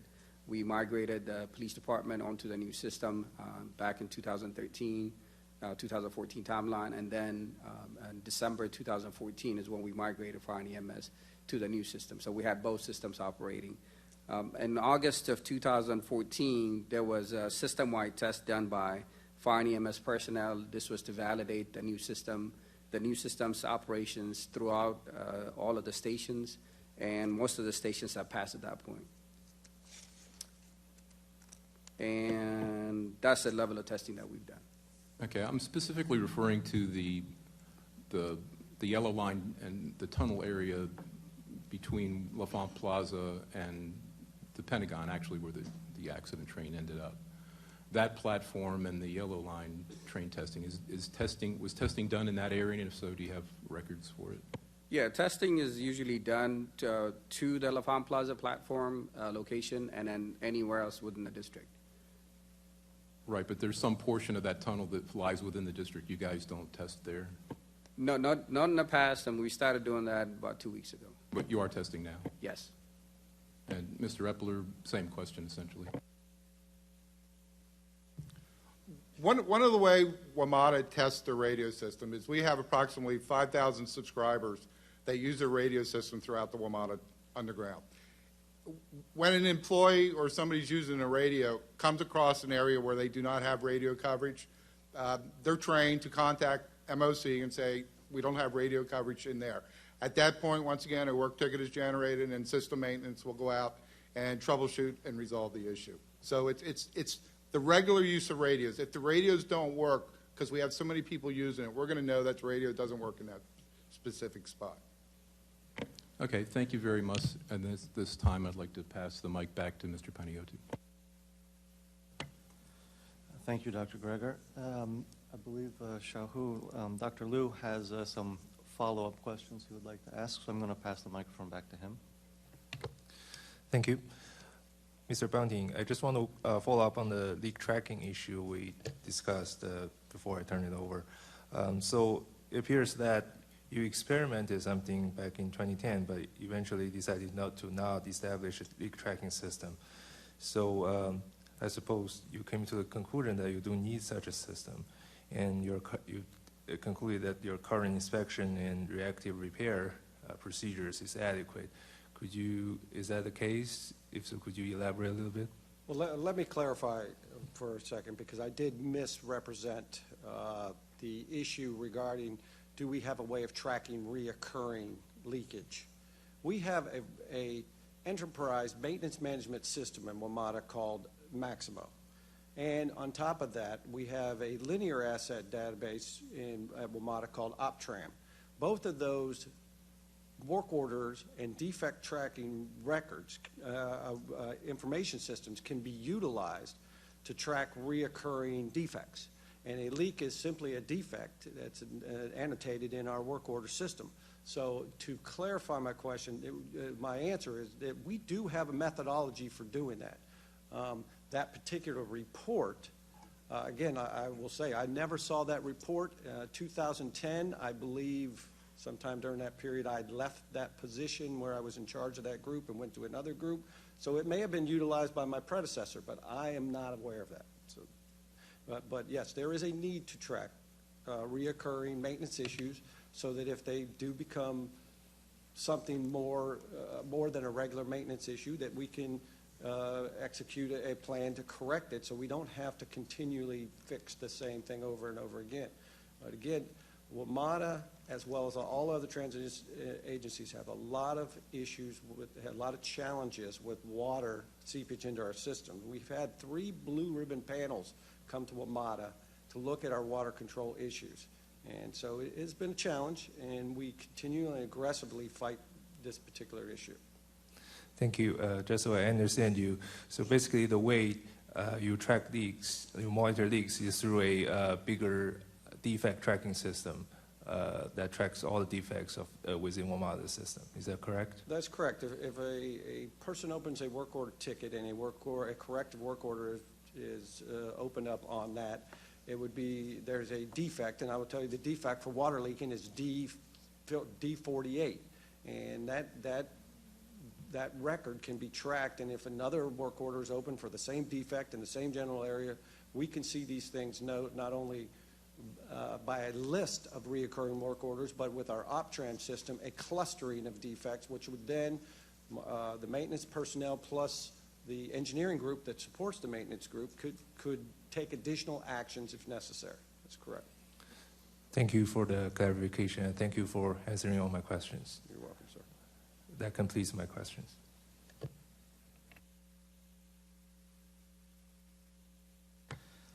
Okay, thank you, Dr. Liu. And that concludes questioning for panel 1 for the moment. I pass the microphone back to Dr. Poland.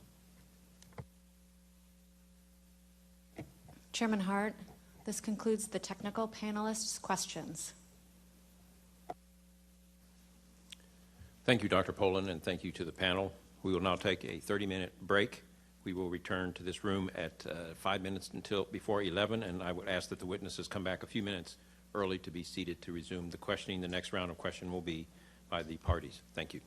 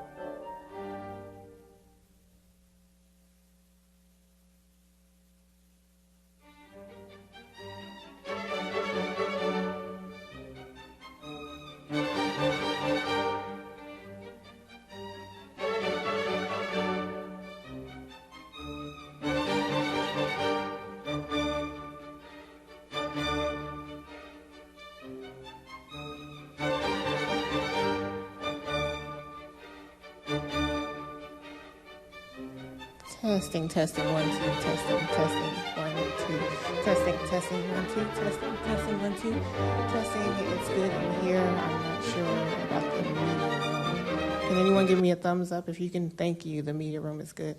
Testing, testing, 1, 2, testing, testing. Everybody's happy.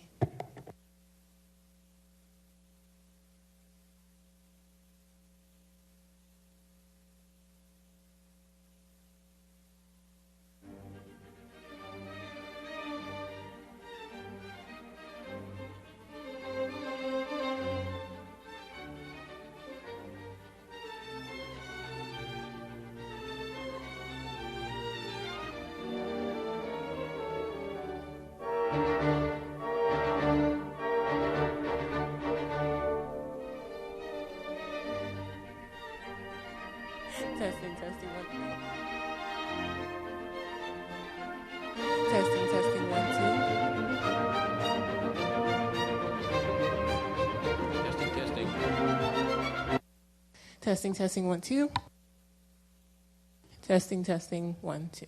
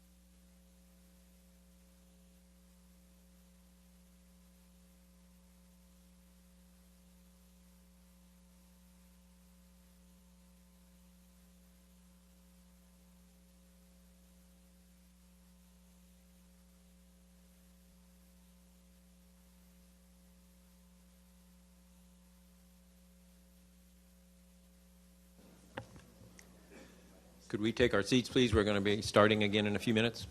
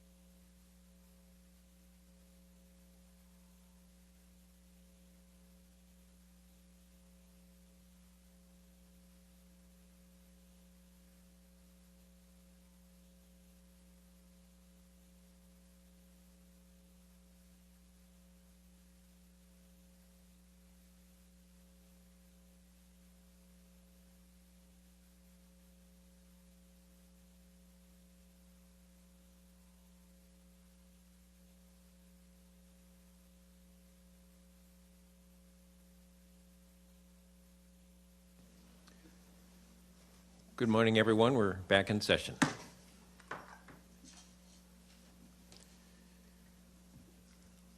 Now we're going to have questioning by the parties, and some of the parties have been advised, but just for the benefit of the audience, let me let you know the order of events. The idea would be to have the party who's mostly represented in the questioning panel will be the last to ask questions, because then that way they will hear what other questions have come up from the other parties and can respond to those accordingly. And in general, we're going to go counterclockwise around the tables, and with the party who's mostly represented being last. So in this first panel, since mostly it's WMATA panel, then WMATA will be the last party asking the questions, which means we'll start with FTA and go counterclockwise around the table.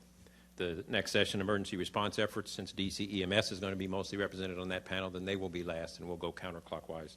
Tomorrow, it'll be for WMATA's organizational culture. WMATA will be last. And then for the fourth panel on the oversight, then the Federal Transit Authority Administration will be last, and then we'll go counterclockwise. The parties will each have 5 minutes to ask the witnesses questions, and then after that time, I'll see if there's a need for a second round of questions, and we'll take it from there. So again, with WMATA being last, we're going to start the first round of questions from the Federal Transit Administration. Mr. Littleton. Mr. Chairman, thank you. No questions from the Federal Transit Administration. Thank you. TOC. Mr. Chairman, TOC doesn't have questions at this time. Okay, thank you. District of Columbia. Thank you, Chairman Hart. My first question is for Mr. Epler. Do any of the local jurisdictions, the District of Columbia, or any of the local jurisdictions that have underground tunnels in their jurisdiction own any of the radio infrastructure that is below ground? You're asking, does any local jurisdiction own the infrastructure underground? Yes, sir. I'm going to tell you I don't know the answer to that, because when you say own, I'm not 100% sure what you mean. Let me clarify. Okay. Do we maintain or operate any of the infrastructure underground? The line of demarcation between WMATA maintenance and a local jurisdiction varies from jurisdiction to jurisdiction. But for the most part, once it goes below ground, it is WMATA's responsibility to maintain. Some equipment above ground is actually maintained by WMATA. For the District of Columbia, in the case here, revolving all around this incident, does the District of Columbia maintain or operate any of the below-ground infrastructure for the radio system? Once you're below ground, WMATA maintains the equipment. Okay. My second question is for Teddy Cavallari. What type of monitoring, do we do remote monitoring of the radio system in the District of Columbia? Yes, all our systems are monitored 24/7. All the 10 sites, the core equipment, as well as the prime site equipment. Monitor 24/7. We have a dispatch service. If any of the infrastructure is down, somebody responds to repair the issue. Okay, and then for Mr. Epler, is there any similar monitoring system for the below-ground infrastructure that WMATA maintains? Currently, WMATA's underground radio system does not have remote diagnostics and/or remote monitoring. Okay, thank you. For Mr. Cavallari, again, I'm sorry to go back and forth there. Were there any failures with the radio system reported on or around the time frame of this incident to WMATA for the L'Enfant metro area? No, the only incident that was reported was on January 7th. There was a fire and EMS response to L'Enfant Plaza. There was a radio communication issue that was reported to WMATA by email. We had a follow-up, I think, communications with WMATA stating that potentially the BDA was taken down for maintenance or repair. So without speculation, there was an issue with the radio communications in the area of the L'Enfant station just prior to the event? Yes, the Wednesday, January 7th, yes, a couple of days before the incident. Thank you. That's all my questions, Mr. Chairman. Thank you. ATU, do you have any questions? Good morning, Chairman Hart. I do have a couple questions. My first question is for Mr. Epler. We're on the topic of radios. Radio concerns are a constant topic of discussion amongst the union members. Dead spots, intermittent reception, and the new digital radios timing out are some examples of the problems that they encounter. What do you think needs to be fixed to fix the radio system? Is it an equipment issue? Is it poor technology? Is it a lack of training, or are there maintenance concerns? Can you please comment on that? Let me just clarify that we need the answer to be factual and not speculation or opinion. Okay. WMATA has an extremely difficult to maintain radio system. The ultimate fix will be the new 700 megahertz radio system required by the Job Creation Act of 2012. Basically, the Job Creation Act of 2012 states that if you operate on 490 megahertz, you need to vacate the 490 megahertz and transition to another frequency range. We have started that process, and when the new radio system comes in, all issues will be resolved that we're dealing with right now. Now, WMATA's current radio system. WMATA's current radio system was designed to provide radio coverage in the public areas of the station. And it was designed to provide what's called 95% coverage. And what that actually means is 95% of the places in a red tile area must be provided with RF coverage at 95% of the time. So the radio system, when we designed it, as I said, we put it in the red tile areas. After we put it in the red tile areas, we determined that we needed to extend the coverage beyond just the public areas and to push it to some of the back room areas, the service room areas, and other parts of the underground. We currently have a program underway to extend that coverage out to additional locations. The radio system is old. We currently have a program to update the core of the system. So we are constantly upgrading and improving radio system coverage.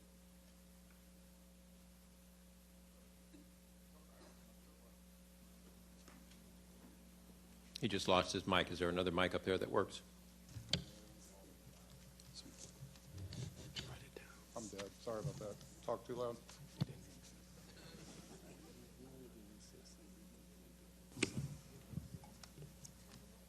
Test. Okay, I'm sorry, I lost track. Did I answer your question? You did for the most part, but can you tell us when the new radio system will be completed and these problems will go away? Good question. We hope to put it out in the street here in the very near future to get bid. The Job Creation Act says we must be done by 2021. We are doing everything possible to bring the date up toward the current time frame. At this time, I cannot tell you exact date it'll be completed. Okay, thank you. I have one additional question. This question is for Mr. Bunting. I'd like to call up the exhibit C18B, please. It's a thermal imaging video.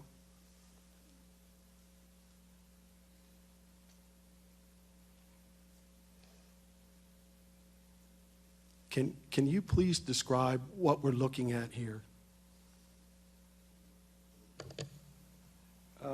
It appears to be a thermal imaging image from our, either from our TGV or from our revenue car that's outfitted with a thermal imaging camera. And it is differentiating the temperature of items within the tunnel structure. And at one point, this video is going to stop at a location, and obviously it caught the attention of the person who took the video. I believe it's right coming up here. Is this in the location of the accident? I have no idea where this image is from. As far as I do not see a chainage or line or section of the railroad on the image. On the left side at the bottom, 70 plus 29, I believe that's the chain marker. Okay. And the accident location was 70 plus 50, which is just up beyond there a little bit. So the blue means that there's a lot of water in that location, or moisture. So I was just curious as to what type of corrective actions are taking place when these types of thermal imaging videos occur. Well, these thermal imaging videos are distributed to all the maintenance departments and our engineering staff. If there is a particular issue that shows a significant temperature change, because mainly we're looking for heat signatures associated with the electrical system. It is not utilized for water inspection. Like I said in my previous testimony, there are track walkers that walk this section of the track twice a week, and if the water leak, just the presence of water in a tunnel, it does not indicate a problem. Again, all our tunnels leak. Some of our tunnels are equipped with what's called HPRs, which are hydrostatic pressure release, that allow water to reach into the tunnel. So whether some action would be taken because of this, not on a normal course of business. The answer is no. We look for contemporaneous information. That's why the track walkers have been trained. People are out there every couple of days a week. And if it is creating an issue for us, a defect is noted, and then we will react to it based on priority and our ability to get into the track section. Okay, I just, there was Mr. actually... Medeiros, I need to interrupt you for a moment. The 5 minutes for your questioning is over. I'm sure there will likely be time for a second round of questions, but we need to move on to the next party. Thank you, Mr. Medeiros. IAFF, have any questions? Thank you, Mr. Chairman. Not at this time. Okay, WMATA.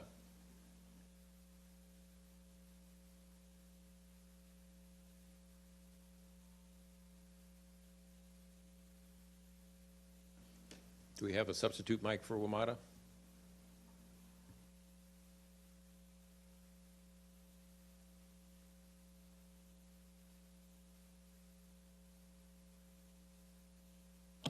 We have it now. Thank you. Power shut off. Sorry. Thank you, Chairman Hart. Yes, we do have a couple of questions that I'd like to ask. The first one to Mr. Grumman. Do you have plans underway to develop a fan operating guide to share information within WMATA? Yes, we do. We've engaged an engineering firm to develop what we call a playbook. They'll analyze the entire system based on the slope of a given area, the tunnel fan layout, And depending on where the incident site is, they'll develop the plans that will be shared with emergency operations, ROCC. So in case of an emergency or an incident, they go by the playbook, determine exactly what chain marker the incident is taking place, where the train is located, and then they'll be able to develop the ventilation plan to affect providing fresh air and a safe evacuation route. Thank you. Next question is to Mr. Epler. Prior to the January 12th incident, can you explain how the radio issue was addressed that WMATA was working to troubleshoot with the fire department? Yes, sir. Basically, on Thursday, which I believe was the 7th, we were notified by the District of Columbia that radio coverage at the L'Enfant region was substandard.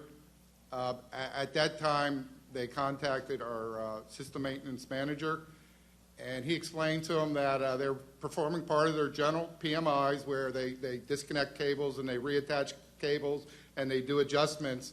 And he took that information and then he filled out a maximal work ticket, and they actually started troubleshooting it as a DC issue.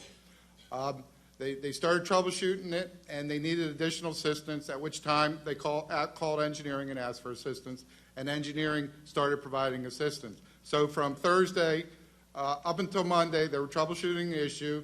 They had, ultimately where the problem was resolved is they had not a reservation, they were scheduled to go into the District of Columbia penthouse at 1 Judiciary Square to continue their troubleshooting effort. WMATA can't get in there without access being granted by DC. And this is one of them areas where the DMARC is, even though it's our responsibility, it's still in their controlled room. So troubleshooting was progressing up until the day of the incident. After the incident, we actually expedited the next morning. They got entrance to this location in 1 Judiciary Square, and troubleshooting, they went in there and they resolved, they pulled some what's called attenuation pads, and it seemed to resolve the issue at that time.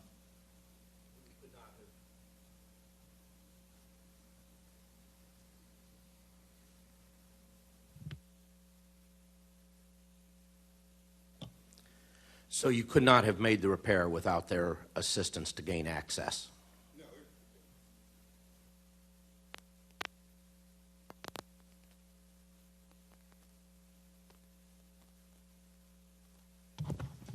Thank you. We'll have to see what we can do about the mic issues. Now we can see if any parties have a second round. I know that Mr. Medeiros has additional questions to follow up, but does anybody else, let's go continue counterclockwise again. Anybody have a second round of questions? FTA? Talk? DC EMS? Yes, please. Yes, sir. For Mr. Cavallari, do you recall when you were reached out to by WMATA to go and assist with our site at 441 where they're talking about the uplink coupler? Yeah, as soon as we notified, WMATA was notified January 7th, that was supposed to be coordinated for them to get access. We were not aware that they needed access to where we hand off the signal at the OJS radio site.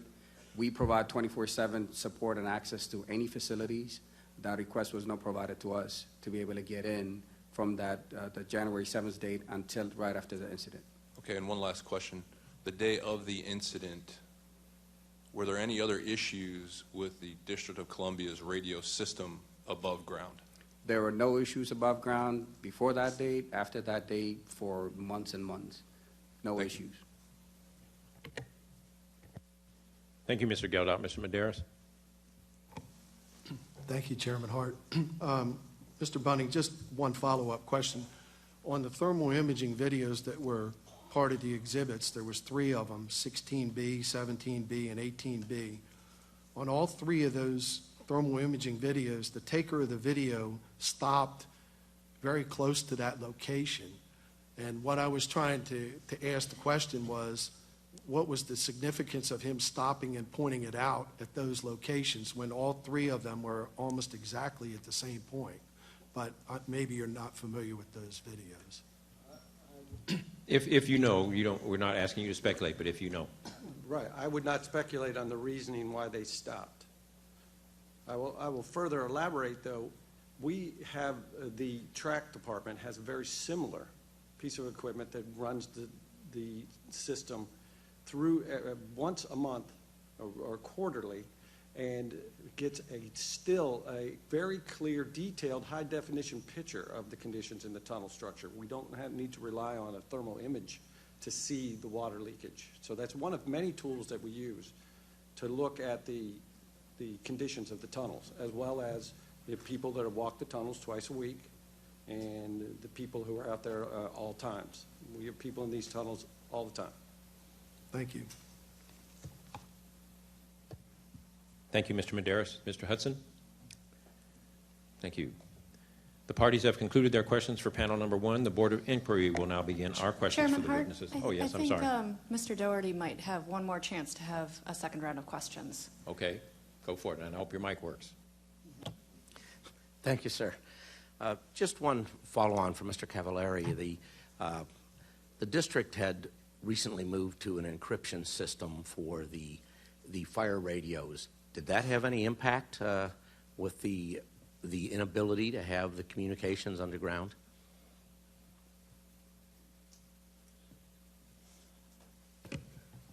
Yeah, encryption had no impact on the communications during the incident. There was no coverage. If there's no coverage, encryption doesn't matter. Encryption is a capability, a software capability that rides on top of the radio. There were complete communications above ground, both for MPD and fire and EMS. No communication issues above ground. It was really below ground that was the issue that occurred. Thank you. That concludes our questions. Thank you. That concludes the parties' questions for panel number one. The Board of Inquiry will now begin our question of the witnesses. Each board member will have 5 minutes, and we'll start with Member Sumwall. Thank you, Mr. Chairman. Mr. Grumman, this set of questions is for you. I'm going to not call for it to be pulled up, but what I'm going to be referring to is Exhibit B 1.2, but we don't need to call that up right now. But Mr. Grumman, in 1983, there was a study conducted by RKE, that's Raymond Kaiser Engineers, and according to this exhibit, the study concluded that the ventilation system in WMATA, quote, has limited capabilities in maintaining airflow past a fire incident train and cannot control the smoke and hot air from relatively small to relatively severe train fires. Based on this conclusion, RKA recommended to WMATA to, quote, develop a means of improving the ventilation system at critical locations, end of quote. Do you know what was done in response to that study? No, I do not. Not specific to improving the airflows. Thank you. What I'd like to do is, I understand that we have requested that information to follow up from WMATA. We've not gotten it, is my understanding, so I'd like to request that you submit for the record the WMATA response to that 1983 study. If you could provide that for us, please. Also, there was a 1985 study conducted by Duluth, Catherine Company, and it had a number of recommendations. What I'd like for you to do, if you would kindly, is for every recommendation that either came out of the RKE 1983 study, and I believe there were 2 of those in 1983, for every recommendation that came out of the 1983 RKE studies and the 1985 Duluth study, I'd like for you to please provide for the record all of the recommendations and then WMATA's response to each of those. Can you do that for us, please? I will do that research, yes, sir. Thank you very much. And can I just interrupt? I'm sorry, Member Sumwall. Yes. Is that more than one report, or is that a single report that will be provided to the Safety Board? Yeah, Dr. Poland, it's actually, as I understand it, there were 2 studies done by RKE in 1983, and then there was one in 1985 by Duluth, and this is as referenced to Exhibit B 1.2, page 4. So whatever is referenced on that page I'd like to know how WMATA responded to each of those, please. Thank you. Yes, thank you for the clarification. I'd also like to pull up now Exhibit Group C, Exhibit 5, and we'll pull that up. And there it is right there. If we could scroll through that, please, just so Mr. Grumman can see what this is. So this was a study done by Parsons Brinkerhoff in 1987. And if we could actually scroll to the summary pages, which would be page 16 of that document, actually page 15. And conclusion number 2, and page actually 15 of the document itself.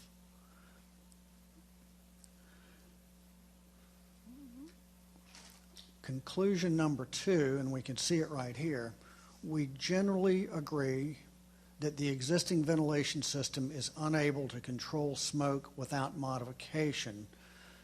Do you know, Mr. Grumman? Well, let me move to finding number 7, which then says, which is on the next page. Finding 7 says the WMATA ventilation system lacks the capability to control smoke from even a moderate fire, that's 20 million BTU per hour, without equipment modifications and or additions. Are you aware of any modifications that were made to the system in response to this study or any other studies? I'm not aware of any modifications made in reference to the study. Okay, thank you. If you could research that and let us know if any modifications were made in response to that. So I'm out of time, so I'll wait for the second round. Thank you. Thank you, Member Sunbalt. Member Weiner. I think I'd like to follow that on a bit.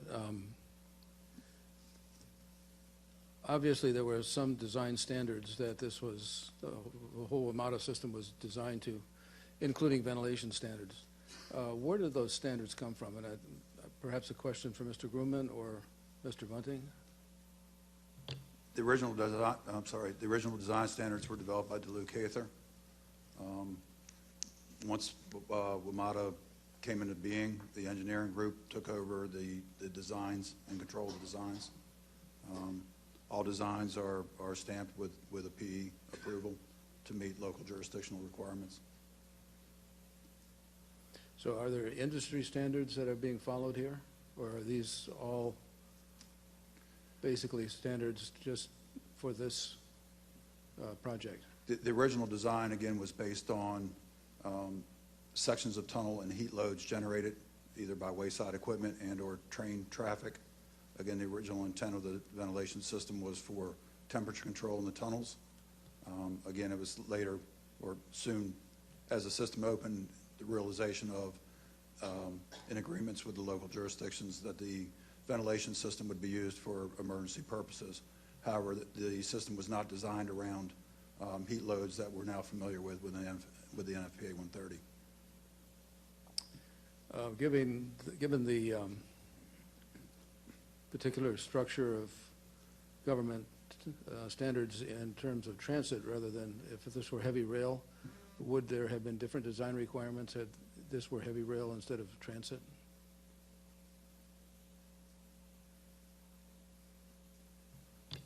I could not answer that question factually. Does APTA or some other similar standards organization have standards that are applicable here? From what I understand, the standard to follow is NFPA 130. But that's for fire. Is that correct? That's a fixed guideway ventilation systems. Well, we've talked about the presence of water in the tunnel being acceptable, and presumably the design intended to have water in the tunnel. I guess I'm just wondering where that became acceptable as a standard.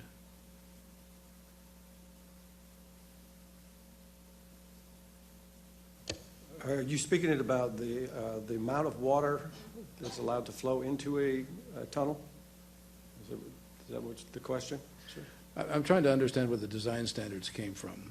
And using the water in a tunnel as an example, where did that become acceptable? Was that acceptable through the design of the contract? Was there some underlying industry standards or practices that might have been followed in terms of the design? If you know, we're not asking you to speculate. Well, I can say in the regards to water intrusion into the tunnels, the predecessor, the Urban Mass Transit Administration, had a general guideline that allowed 1 gallon per minute per 1,000 feet of tunnel as an acceptable seepage rate into transit tunnels.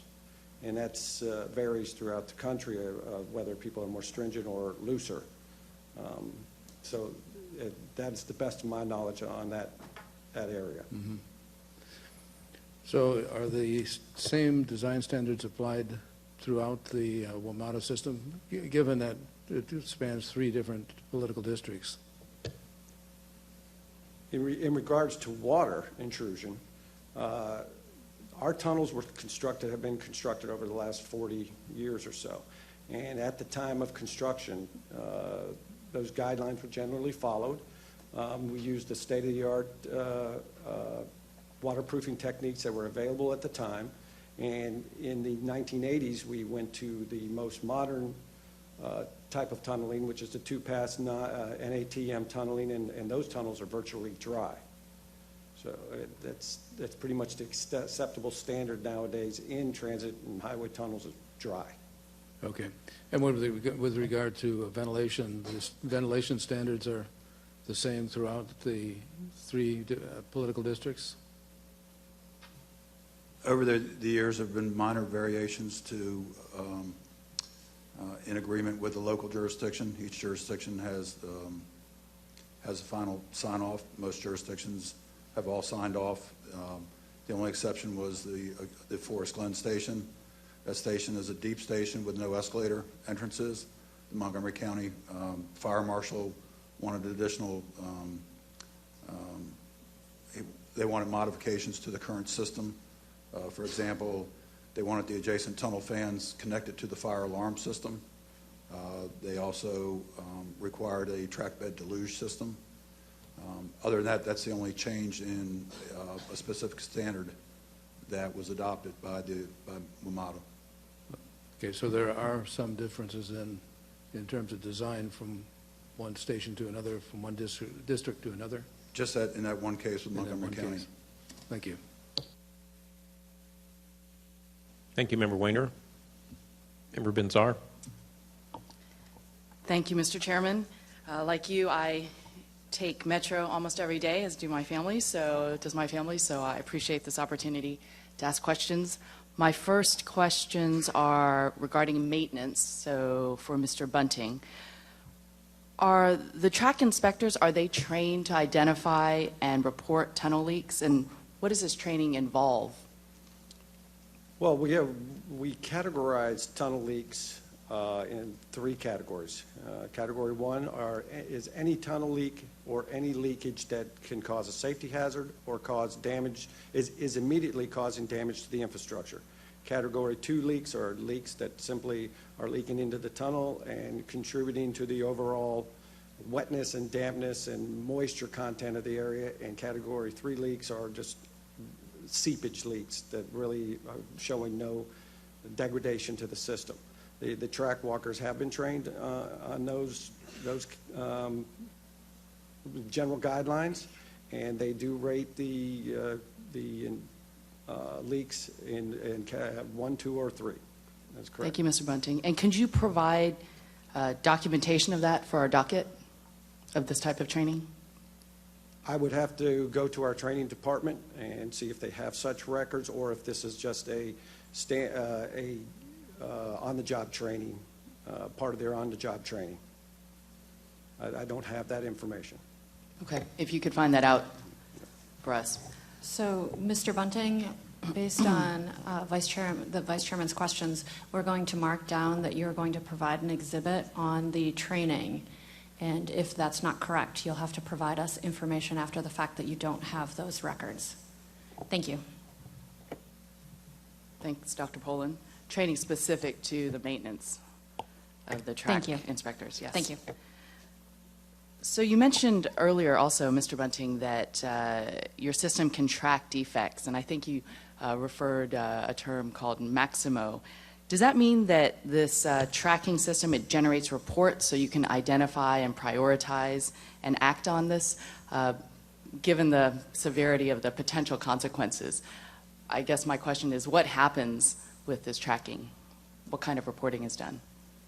To answer your question, the answer is yes. All our components and systems have a unique identifier to them, and we have defect and component codes, and any record that is entered can be tracked for repeat failures, repeat issues, and there is a lot of discussion on these things continuously, and it helps us prioritize our work.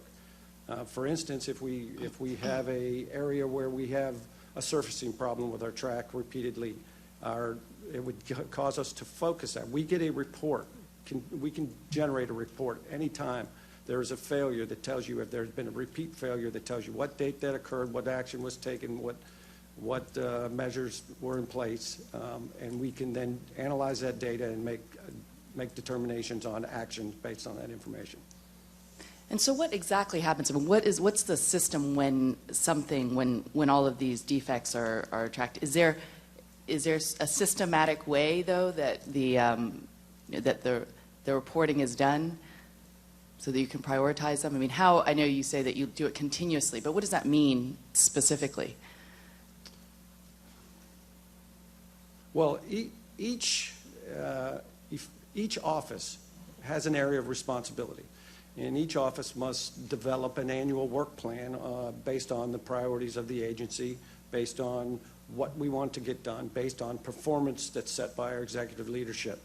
And we look at all these factors when we are building that work plan, and we do look at repeat failures.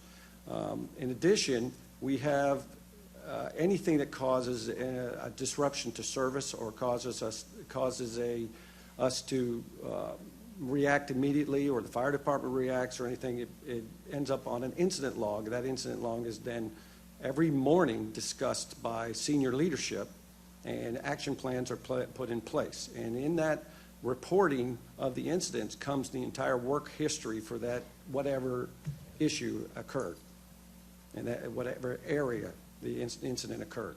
And then we're able to this morning meeting includes executive leadership, the maintenance department's responsible, and engineering responsible for that particular discipline.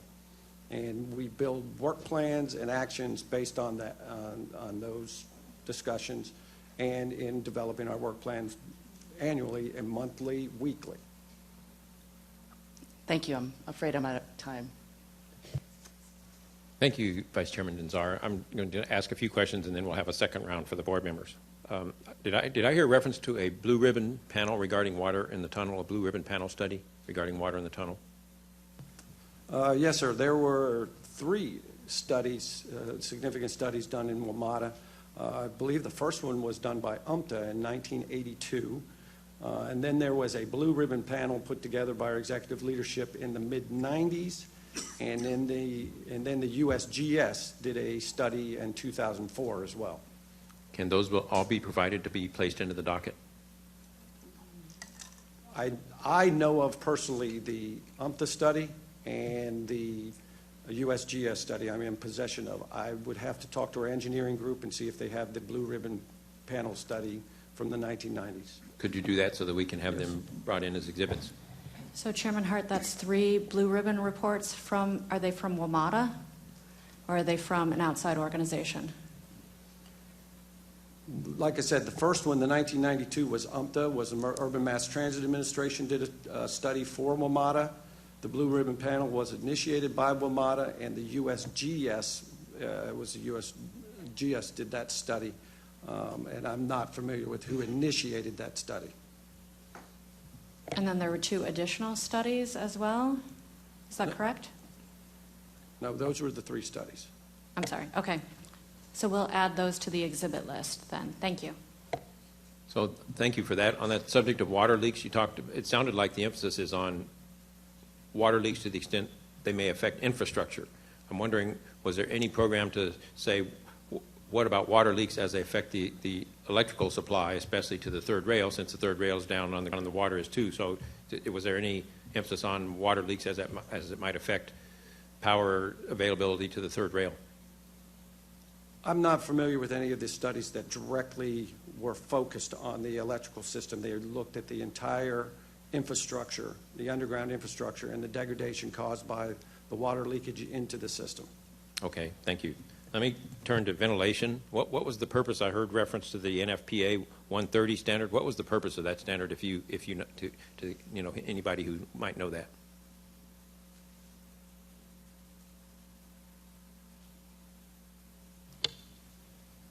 I think the purpose of the NFPA 130 was to standardize ventilation systems across the country and to provide standards developed by professionals for the jurisdictions to follow their expertise. And if you know, to what extent was it based on just having adequate ventilation so that people aren't breathing diesel fuel from your vehicles that are, your repair vehicles that are going through the tunnels versus evacuation for smoke events such as this one? Do you have any sense, do you have any knowledge of what the standard was intended to address? The NFP one, it was to address safe evacuation and the control of smoke and heat in the tunnels during an event. The calculations were based on anywhere from 20 million BTU per hour to 40 million BTU per hour on calculations of how much airflow, how much velocity. It takes into consideration the grade of the tunnel to be able to control what they call backdraft or backlayering, where you've got smoke emitting, smoke rises and heat rises, and then you've got a fresh air supply that comes back under its backlayering underneath the smoke and heat that fuels the fire. So the intent is to develop airflow capacities that can offset that backlayering effect and control where the smoke and the heat are going. Okay, thank you. And is there a program at WMATA to, when a ventilation fan is out of service, to report that and then take action on the report? How does that work when there are ventilation fans that are out of service? What we developed several years ago to elevate what we call fire life safety components. Tunnel fans are one of them, fire lines are another. Whenever any fire life safety equipment is reported as having a problem, it gets an FLS designation. What that does, that immediately prioritizes the work. We have automatic email notifications each week that go out to managers that highlight the items that are out of service or need repair. If 30 days goes by, it gets elevated. Anything older than 30 days, it's highlighted in red. So that gives upper management anyway a visual status of what's going on there, and then to take appropriate actions as necessary to get the FLS work order closed. And just one last question on this round, and that is, who would know that a ventilation fan is not working, and why? How would they know? What would be their source of information to know that a ventilation fan is not working? All right, two processes. We do monthly preventive maintenance. If anything is found during the preventive maintenance, the work order would be opened. Additionally, because ROCC has control of the fans to clear work areas, if a fan becomes operational, there's an alarm that is generated to the ROCC, who then would open up the work order and assign the FLS designation to it. You said if it becomes operational. You mean if it fails to operate? You said if a fan becomes operational. Yeah, I'm sorry, inoperable. Okay. If any individual fan does not spin, okay. We have flow sensors that detect movement of air. So then we know whether or not we've lost power, whether or not a fan's not spinning. We know there's a problem, and it shows up on the alarm list within ROCC. Okay, thank you. Now we'll commence with the second round. Member Sumwalt. Thank you. Mr. Grumman, I'd like to follow up to Chairman Hart's question about the NFPA 130. When did that come into being? Was that somewhere around the early to mid-'90s? NFPA 130 came into existence in 1983, and I believe it's updated every 3 to 4 years. I see. Thank you. I was reading in Exhibit 1.2, and there's no need to pull that up, but there was some reference made to did WMATA make a significant change to its ventilation system sometime after the mid-90s? With the opening of the segment from Wheaton to from Wheaton to Glenmont, the last segment on the B line, on the red line, they did go back and retrofit the existing tunnel fans to come up to NFPA standards. The outer F line, which uses jet fans that met NFPA standards as well as the N line, the new silver line. Thank you, and I think you referenced that earlier, so I think they replaced two fans with jet fans or something like that, I believe. But to upgrade that throughout the entire system, I believe you or Mr. Bunning said that might have been $550 million or something like that. Is that? To upgrade the existing fans to higher capacity, the cost estimate going back to 1991, the estimate back then was over $500 million. Okay, thank you. I'm not sure which representative from WMATA could best answer this, but what SOPs and training does the OCC have for smoke in the tunnel?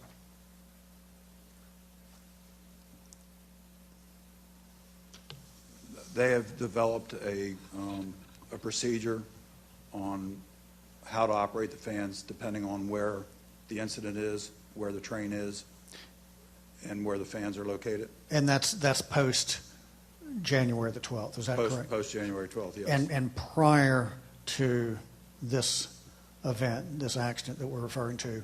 Prior to this event, the only training they had was basically an owner's manual, how to operate the AIM system to either turn a fan on, turn a fan off, put it into supply or put it into exhaust, or to turn it off or on, or place it in automatic mode.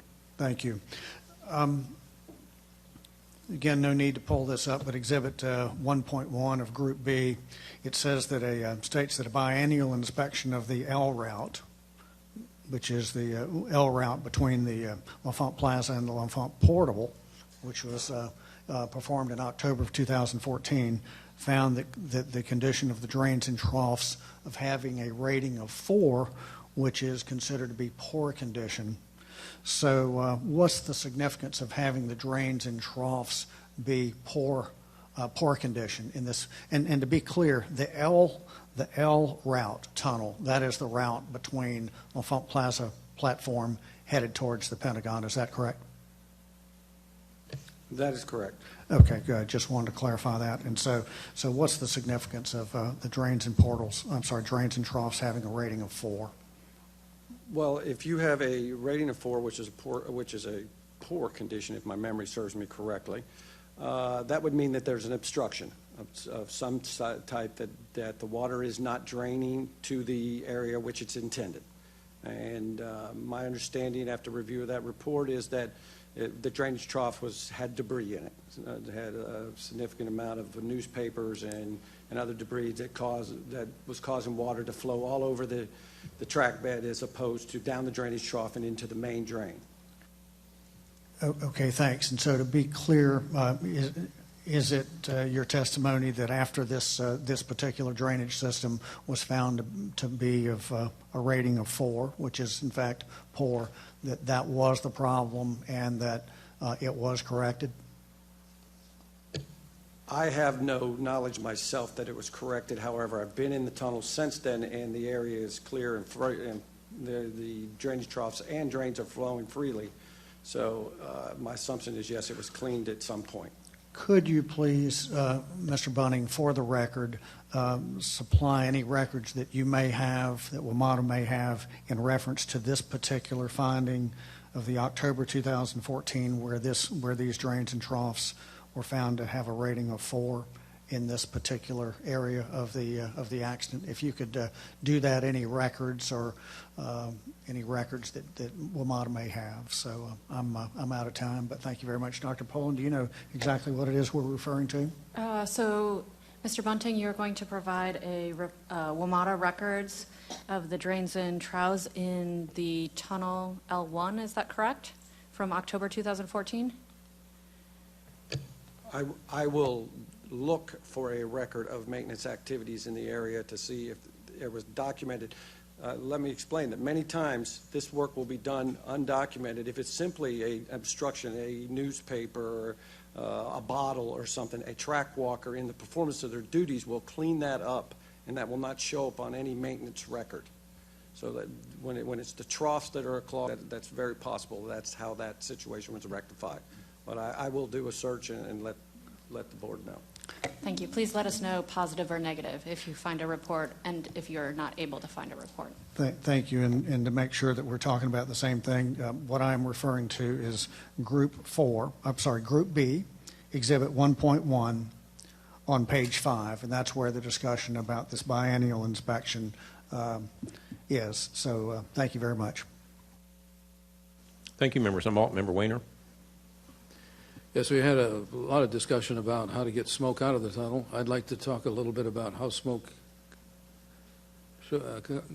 comes into the tunnel in the first place.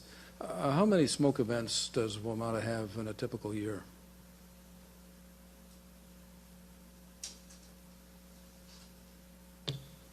I don't have that number in front of me. I think the last number I saw so far for this year was 200 some, which is an increase over previous years. I do know that. I believe it's attributed to an increase in awareness of reporting incidents, sparking insulators, smoke, any fire alarm that are activated are recorded as well.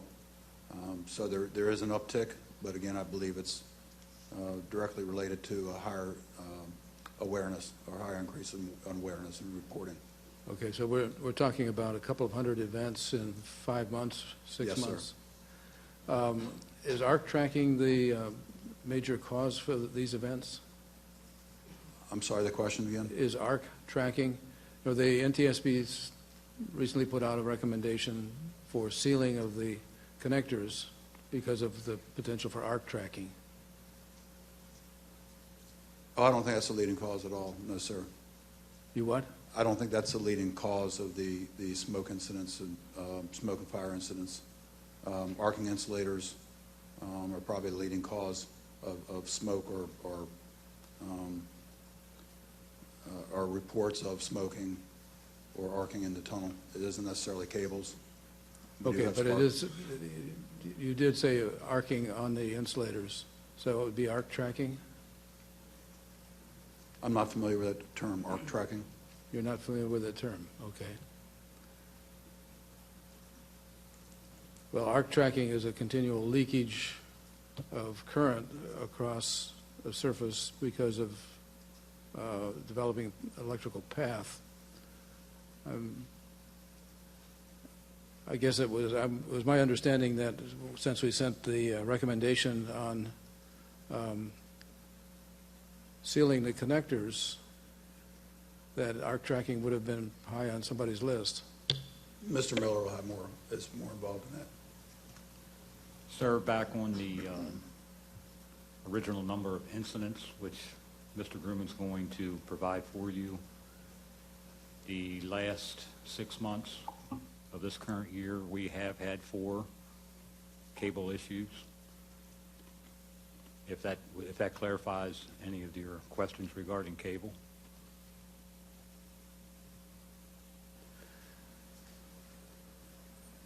I guess I'm trying to understand where the majority of these smoke events come from. What is burned? What produces the smoke? We've been talking about ARC tracking, which we put out a recommendation on, and you say that's a fairly rare event. 4 in this past year out of 200 events.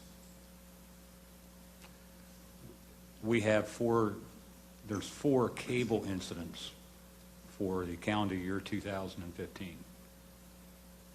4 cable events. So a cable event would be then typified by the event of the 12th of January? Yes, sir. The Lafon issue was actually the first one this year, and immediately after that in February, we had a cable event at Courthouse, and then in April, we had one at Roslyn, and then in early June, we had one at Friendship Heights, and they were the cables were involved. And please understand, when you have a smoke event, it could be any number of issues. It could be debris, it could be leaves, cable as we talk about. It could be arcing insulators, which I think is what you're referring to. When you're making comments as tracking, I think you're referring to arcing insulators. Yeah, I think the preceding event for arc tracking would be just a leakage path across the insulator or leakage path to ground from the Of all the incidents that have been recorded, we track cause, so we can provide that. That'll show whether it's a debris fire. When a shoe comes off the third rail, can spark, can cause a cross tie fire. So we do have a list of all the reported incidents. Again, Mr. Miller said the cable incidents were only 4 this year, but there's other reasons for smoke and small fires. Okay, could you provide that? Yes. Thank you.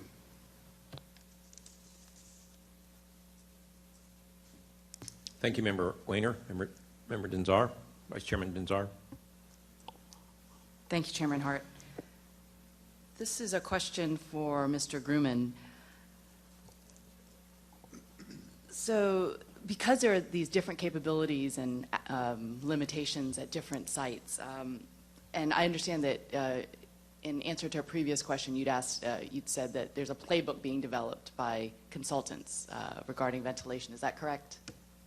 That is correct. That is correct. So at the time of the incident and before that and now, is there any guidance, any type of map or playbook that is currently being given at different locations so that people know how to act? I mean, your staff would know how to act within WMATA regarding, either for the train operators, dispatchers, others, when there is a smoke event. Is there any type of guidance related to that? Currently, it is. The ROCC controllers have received a diagram of certain scenarios, location of the station, location of the fans, and location of an incident, and location of where a train may be. That has been provided to the ROCC controllers as a precursor to our formal playbook, if you will. And that's since the incident has happened? Yes, ma'am. Is that right? Yes, ma'am. And does that also tell the ROCC operator or dispatchers about which direction the operation of the fans, because I understand that some fans only operate in one direction. Is that correct? That is incorrect. All of our fans are reversible. They can supply or exhaust. Their playbook does indicate which direction to place the fans depending on where the incident is. Okay, so when you were mentioning before that some fans operate in only one direction, that's not a limitation of the equipment then, is that correct? That's just that they're operated in one way in order to be effective at that location? I'm sorry, repeat that. Because I believe in a previous answer you mentioned that there are some fans that are only operated in one direction, but that's not a limitation of the equipment. It's just done that way because of a certain location. Am I understanding that? There's no limitation on the operation of the fans. They can be controlled in either direction. Okay, thank you. The next panel would have more information on the ROCC operations. And related to that, because of all these differences, do you pass on this information? Do you give that to someone related to emergency response, or does somebody from emergency response contact you to have this type of operations equipment information? We did coordinate with the ROCC post the incident on ensuring the operation of the fans was specific to where an incident was happening, and again the layout of where the incident site is, and where the train is, where the path of evacuation would be. So that's information that you pass to them? In coordination with the ROCC, yes. Okay, thank you. Just moving on in remembrance of the time. Mr. Miller, I'd like to ask you a question about the cables. So you mentioned that you follow up on smoke reports and you do a full investigation when it involves a cable. Is that correct? Yes, ma'am. Thank you.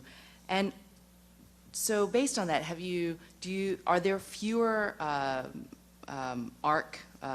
there fewer incidents of any type, I suppose, where the cables have been replaced than in the old cables? Yes. Let me go back in history with the, as I indicated earlier, excuse me, as I indicated earlier, we have progressed with the technology of the low smoke cables. When we go into replacing cables, it's very important to know with the environment that they're under. We have cables that are in the original installation from construction that are in the perfect environment with humidity, water, heat, sunlight, that they actually look and test as if they were pristine and perfect condition. On the other hand, we have cables in our system, back into our cable replacement program. We have replaced areas 5 times within the last 10 years at the exact same location. The original, as an example, as a couple weeks ago, we replaced cables that were 16 months old. So, again, site-specific locations are what drive this cable replacement. Given the same conditions, though, you'd say the new cables have fewer arcing incidents. Is that correct? In a general sense, yes, but I don't have that data to support that. Thank you, Mr. Miller. Yes, ma'am. Thank you, Vice Chairman Denzar.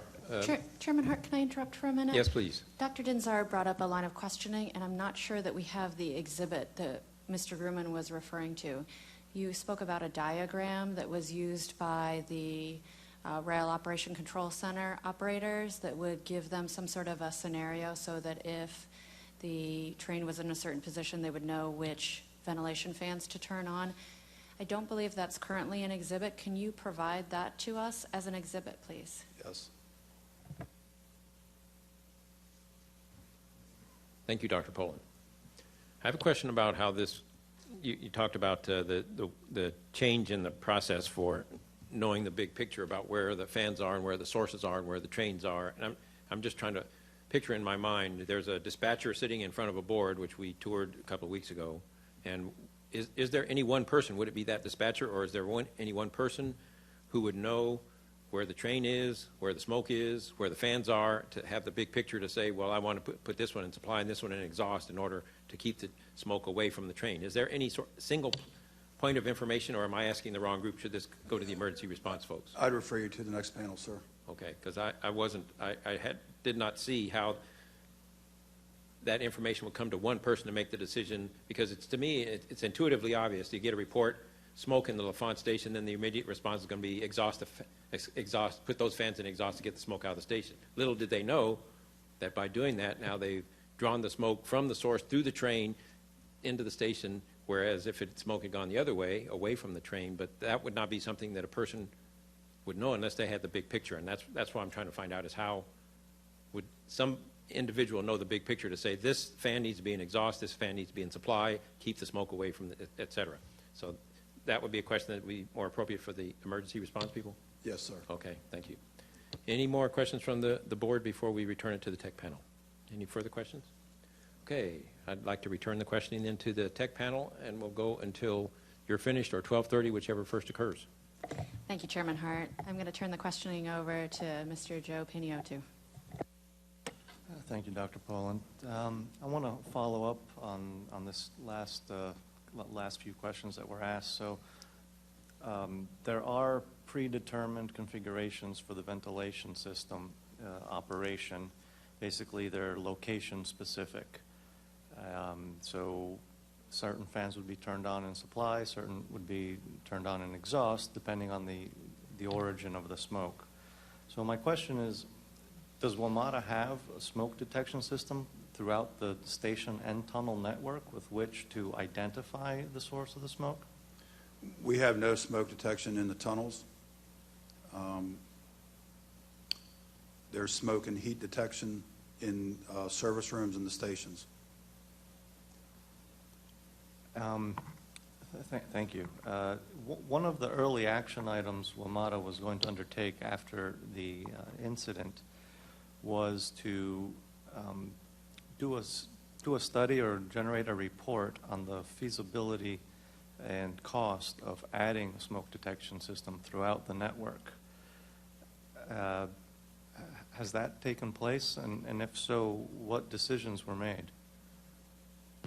Yeah, that's my department. We did an exhaustive survey of what other agencies actually do, and we did an exhaustive survey on what technologies are available. And we did generate a report, and we forwarded it up to chain of command. Do we know if any action will be taken? Right now, that's above my pay grade, to be perfectly honest. Okay, thank you very much. I'll now pass the microphone over to Dr. Liu for some follow-up questions he has. Thank you. Thank you. Before I ask questions, I want to clarify on the exhibits C16 through C18, the thermal imaging videos that came up during Mr. Manera's questioning. To my knowledge, those videos were provided to NTSB by WMATA as a special effort to support NTSB's investigation. And those videos were part of a longer run through the tunnel system. And the reason, again, to my knowledge, the reason that the videos stopped at the accident location because that's where the investigation were focusing on. And I believe the annotations, even the annotations were later added by WMATA. Okay, so I have a few follow-up questions to Mr. Bunting. You mentioned that your some of the tunnel segments were designed and built 40 years ago. And Member Wiener asked about the design standards they conform to. Some of the reports I read describe a tunnel rehabilitation program that were performed sometime, if I remember correctly, sometime in the 90s. My question is, are you familiar with the program? And if so, could you describe to me the program or similar program that's currently in place in WMATA? My knowledge on that is limited. I was in maintenance at the time. Those types of projects were undertaken by our infrastructure renewal group. We supported the project, so I have some familiarity of what occurred at the incident tunnel. The bolts were placed, water leaks were stopped, the panels were painted. And under our current capital program, there are tunnel rehabilitations as well in a variety of different areas. For a lot of different things, not only water leaks, but for lighting and other things as well. The stations, our capital program covers a big portion of our infrastructure. Thank you. If I understand you correctly, so there's currently a bigger program that is going on whose purpose is to bring the infrastructure of the Metro Rail to a better state of good repair. Is that correct? That is correct, sir. Thank you for that. I want to circle back to the subject of tunnel inspections. I know you have touched on that, but I want to go a little deeper, if I may. Prior to 2013, WMATA had two types of tunnel inspections going in parallel: a general structure inspection and a special leak inspection, whose sole purpose was to identify leaks. However, the leak inspections stopped in 2013, and now there's only the tunnel structure inspections. Could you explain to me what was the reason behind this change? Yes. Again, we are a maturing agency, and as we mature and our technologies and our tools improve, we drop off some things that we used to do, and we now use different tools. As I reacted to Mr. Medeiros' question, we have a visual way for our maintenance people to look at the conditions of the tunnel through our TGV that photographs the entire tunnels, the entire infrastructure, tunneling infrastructure with high definition cameras. We have our track walkers who are out there twice a week, who notate the different leaks and other conditions and defects out there. We have tools in which we can now analyze these things. The tunnel leak inspection was a snapshot at the time period of which it was done. A tunnel leak inspection in February provided very little valuable data in August. The conditions change continuously out there, like I had spoke earlier. So the methodology in which we now monitor our infrastructure is much more continuous and much more contemporaneous. So I can get in the database today and query all the D48 defects in any section of the railroad and see how many leaks are in that area that have been reported that are affecting the infrastructure.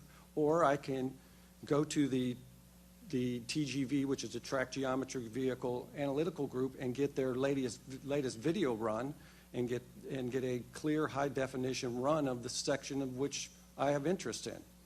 And there are procedures in place that require the managers who are responsible for these areas to actually go into the field and to know the condition of the infrastructure which they're responsible for.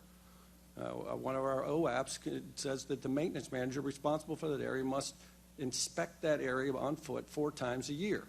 So again, just because we stopped that one effort, which was a snapshot, which quantified the leaks in the area, I feel that we have a better inspection program today than we did back when we used to take that 1-day, 2-week snapshot. It took about a month to walk the entire section and notate all those leaks. But again, what I collected in February did not provide me value in August. Thank you for the information. But please keep your answers to factual information as opposed to a personal opinion or analysis. I appreciate that. The main reason for my question is that the latest tunnel structural inspection identified no leaks near the arcing location, as evidenced by Exhibit C14. Could you please, can we bring up Exhibit C14, please?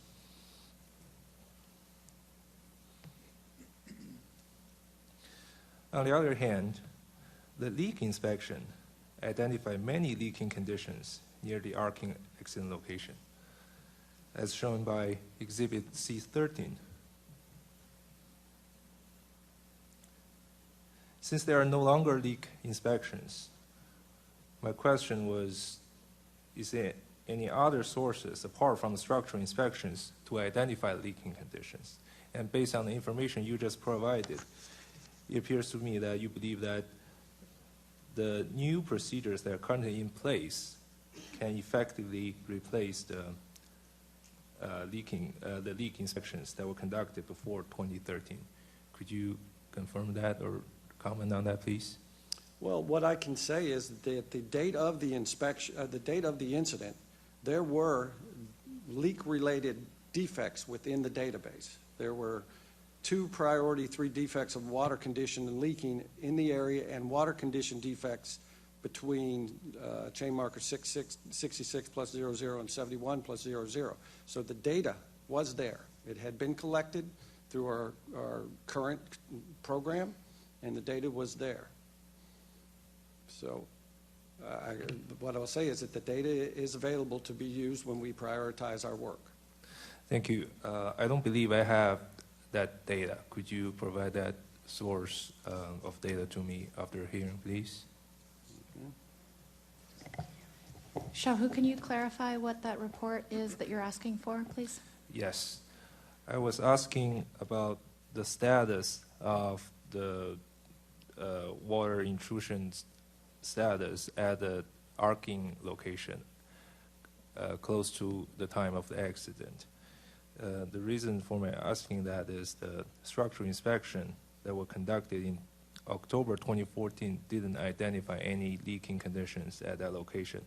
However, Mr. Bunting just said that there are other sources of data that show that actually there was a defect, a water leaking condition at that location sometime close to the accident. So that's what I was asking him to provide me after a hearing. So just to clarify, I'm getting some information from our investigator in charge. Is that report D48 that would talk about the leaks reported over the last 5 years, as well as at the LaFont Plaza location?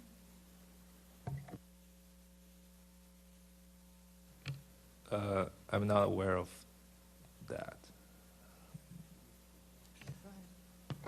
Okay, Mr. Bunting, you referred to you could run a query of your database for, I'm assuming that D48 is the defect code that corresponds with a leak in the tunnel?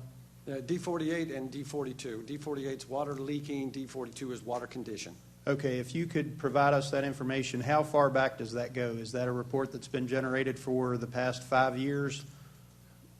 Our use of the Maximo defect database probably goes back 5 years or so. Prior to that, we did not have Maximo available to us in a format to do that. If you could provide us with that information with those 2 defect codes going back to the beginning of the Maximo system, and we'll just carry it to today's date.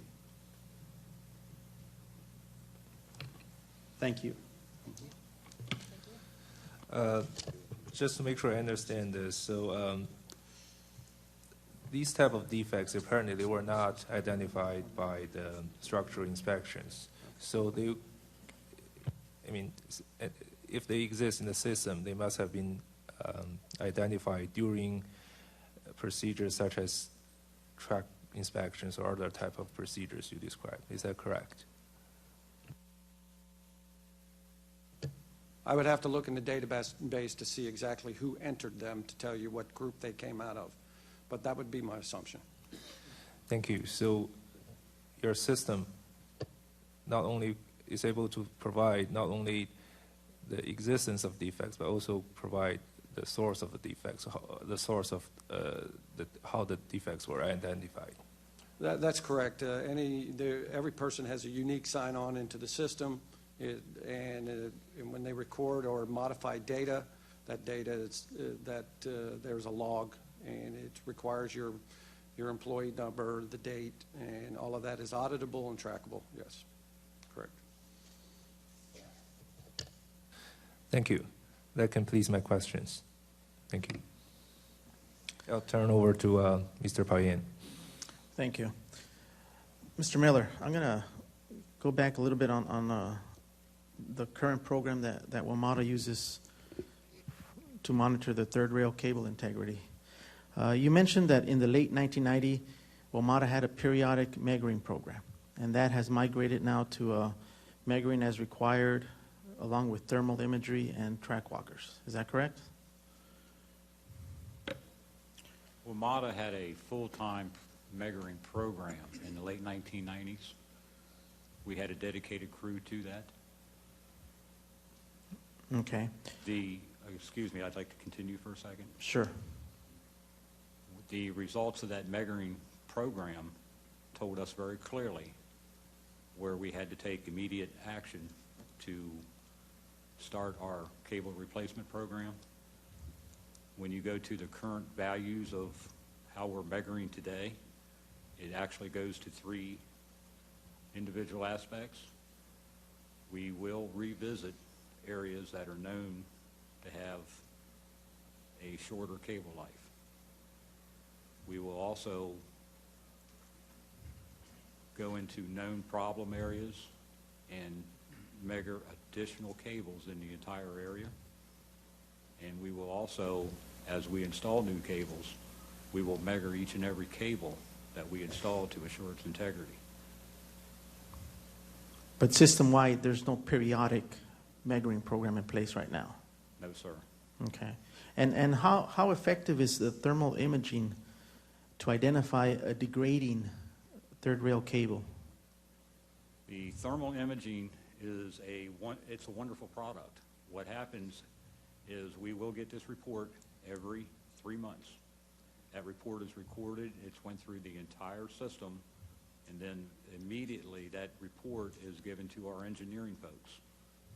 Once our engineering folks look at it, they will analyze it, they will sit down with us and we'll discuss what issues we see or anomalies, and then we will, either our group or the operations group will take immediate actions to what the recommended investigation should be, and it has paid us dividends, immense dividends. So educate me a little bit. I'm familiar with the measuring, and I have tests from different times. We 10-year periods or 4-year periods, and you can see a cable degrading by the insulation resistance slowly showing a degrading cable. Yes, sir.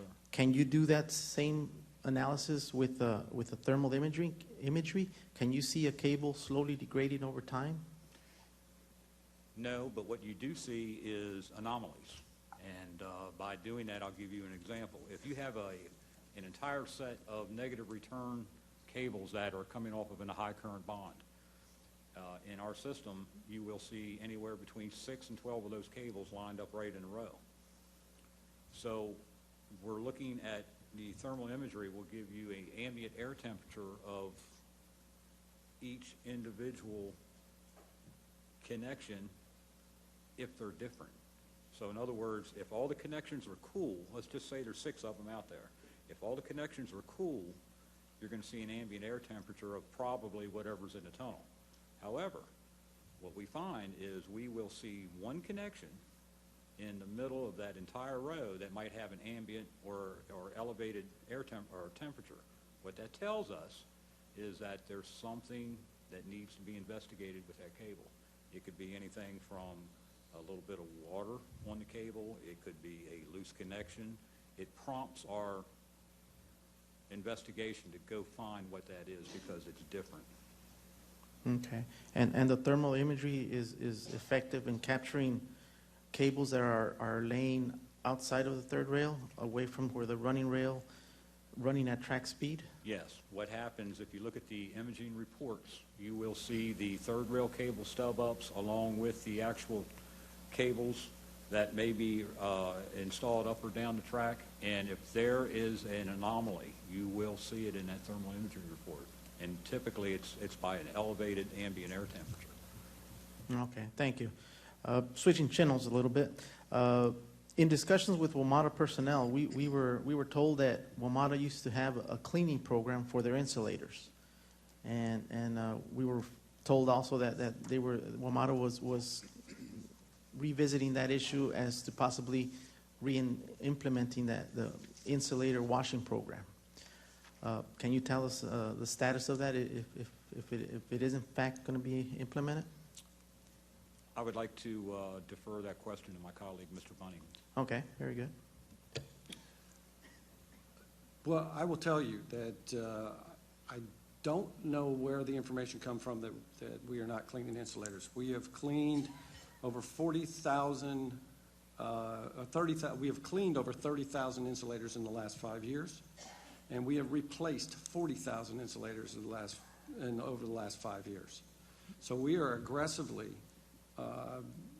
upgrading that system and cleaning that system and trying to prevent any arcing conditions that cause these service disruptions that we observe. So is this a periodic program that's in place right now? This program is ongoing and has been ongoing. Okay. Now, does that cleaning program include cleaning third rail cables? No, sir, it does not include cleaning third rail cables. It focuses on the insulators between the track bed and the bottom of the third rail. Okay. Thank you. That's all the questions I have. I would like to clarify one of the reports that was discussed between Mr. Epler and Mr. Paniotu. I believe it was called the Smoke Detection Feasibility Report. And I wanted to clarify, I believe that is a report that we have already been provided at the NTSB. Is that correct? Yes, it is. Okay, I would like to enter that into the docket as an exhibit as well. And then I believe Mr. Paniotto had a follow-up question. Yeah, I have one last question for Mr. Epler. You said that the decision that would be based on this report just mentioned was not yours to make. Whose is it? Who would make that decision on whether or not to go ahead with installing smoke detectors in the tunnels? And when could we expect that decision to be made? This is really not a question to be answered by me. It'll be answered in one of the later panels. But basically, the way the system works is this will come before the capital improvement program, and the capital improvement program on a yearly basis makes recommendations and make decisions. Once again, there will be a panel later that will. Mr. Troop can answer that question later. Okay, thank you very much. Thanks to all of you.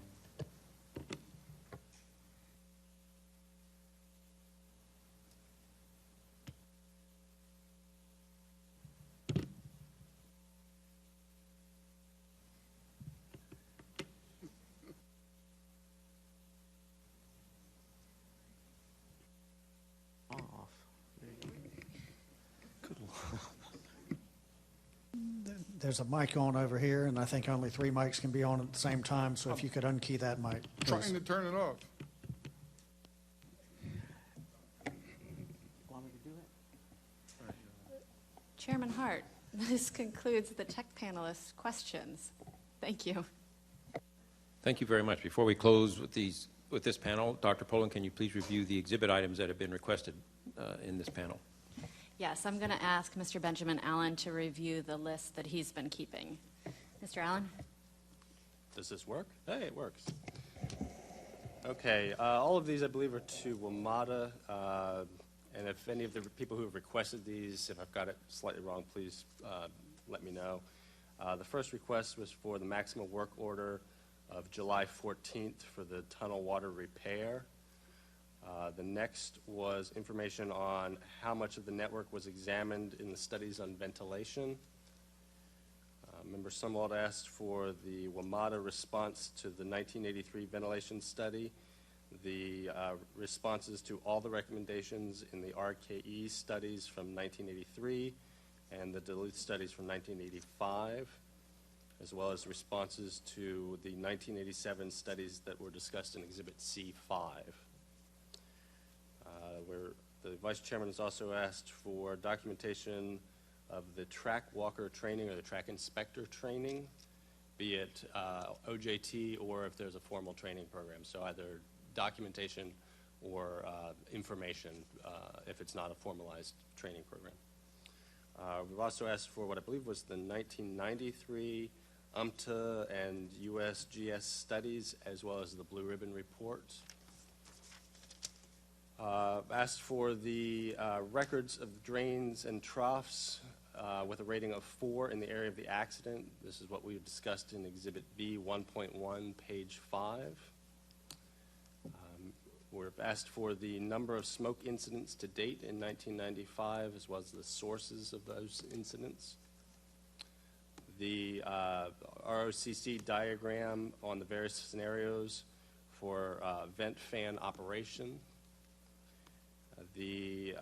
All reports of D48 and D42 for the entire duration of the Maxima data, but that was just going to be for the L tunnel, the one that was involved in the incident here. And finally, the smoke detection feasibility study, which we've entered, Dr. Poland asked to be entered, will be Exhibit H18. Thank you.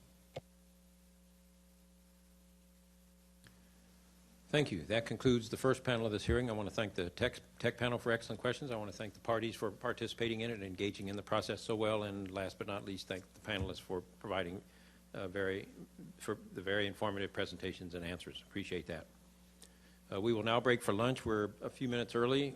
We were planning to come back at 2 o'clock, but since we're a few minutes early and I don't know how long the next panel is going to take, I'm going to take advantage of this 10 minutes extra and say let's return at 1:50 for lunch. But please return in time to pass through the security system and and also ask that the witnesses for the next panel return early to ensure that they are seated at 1:50. So we are adjourned until 1:50 for lunch. Thank you.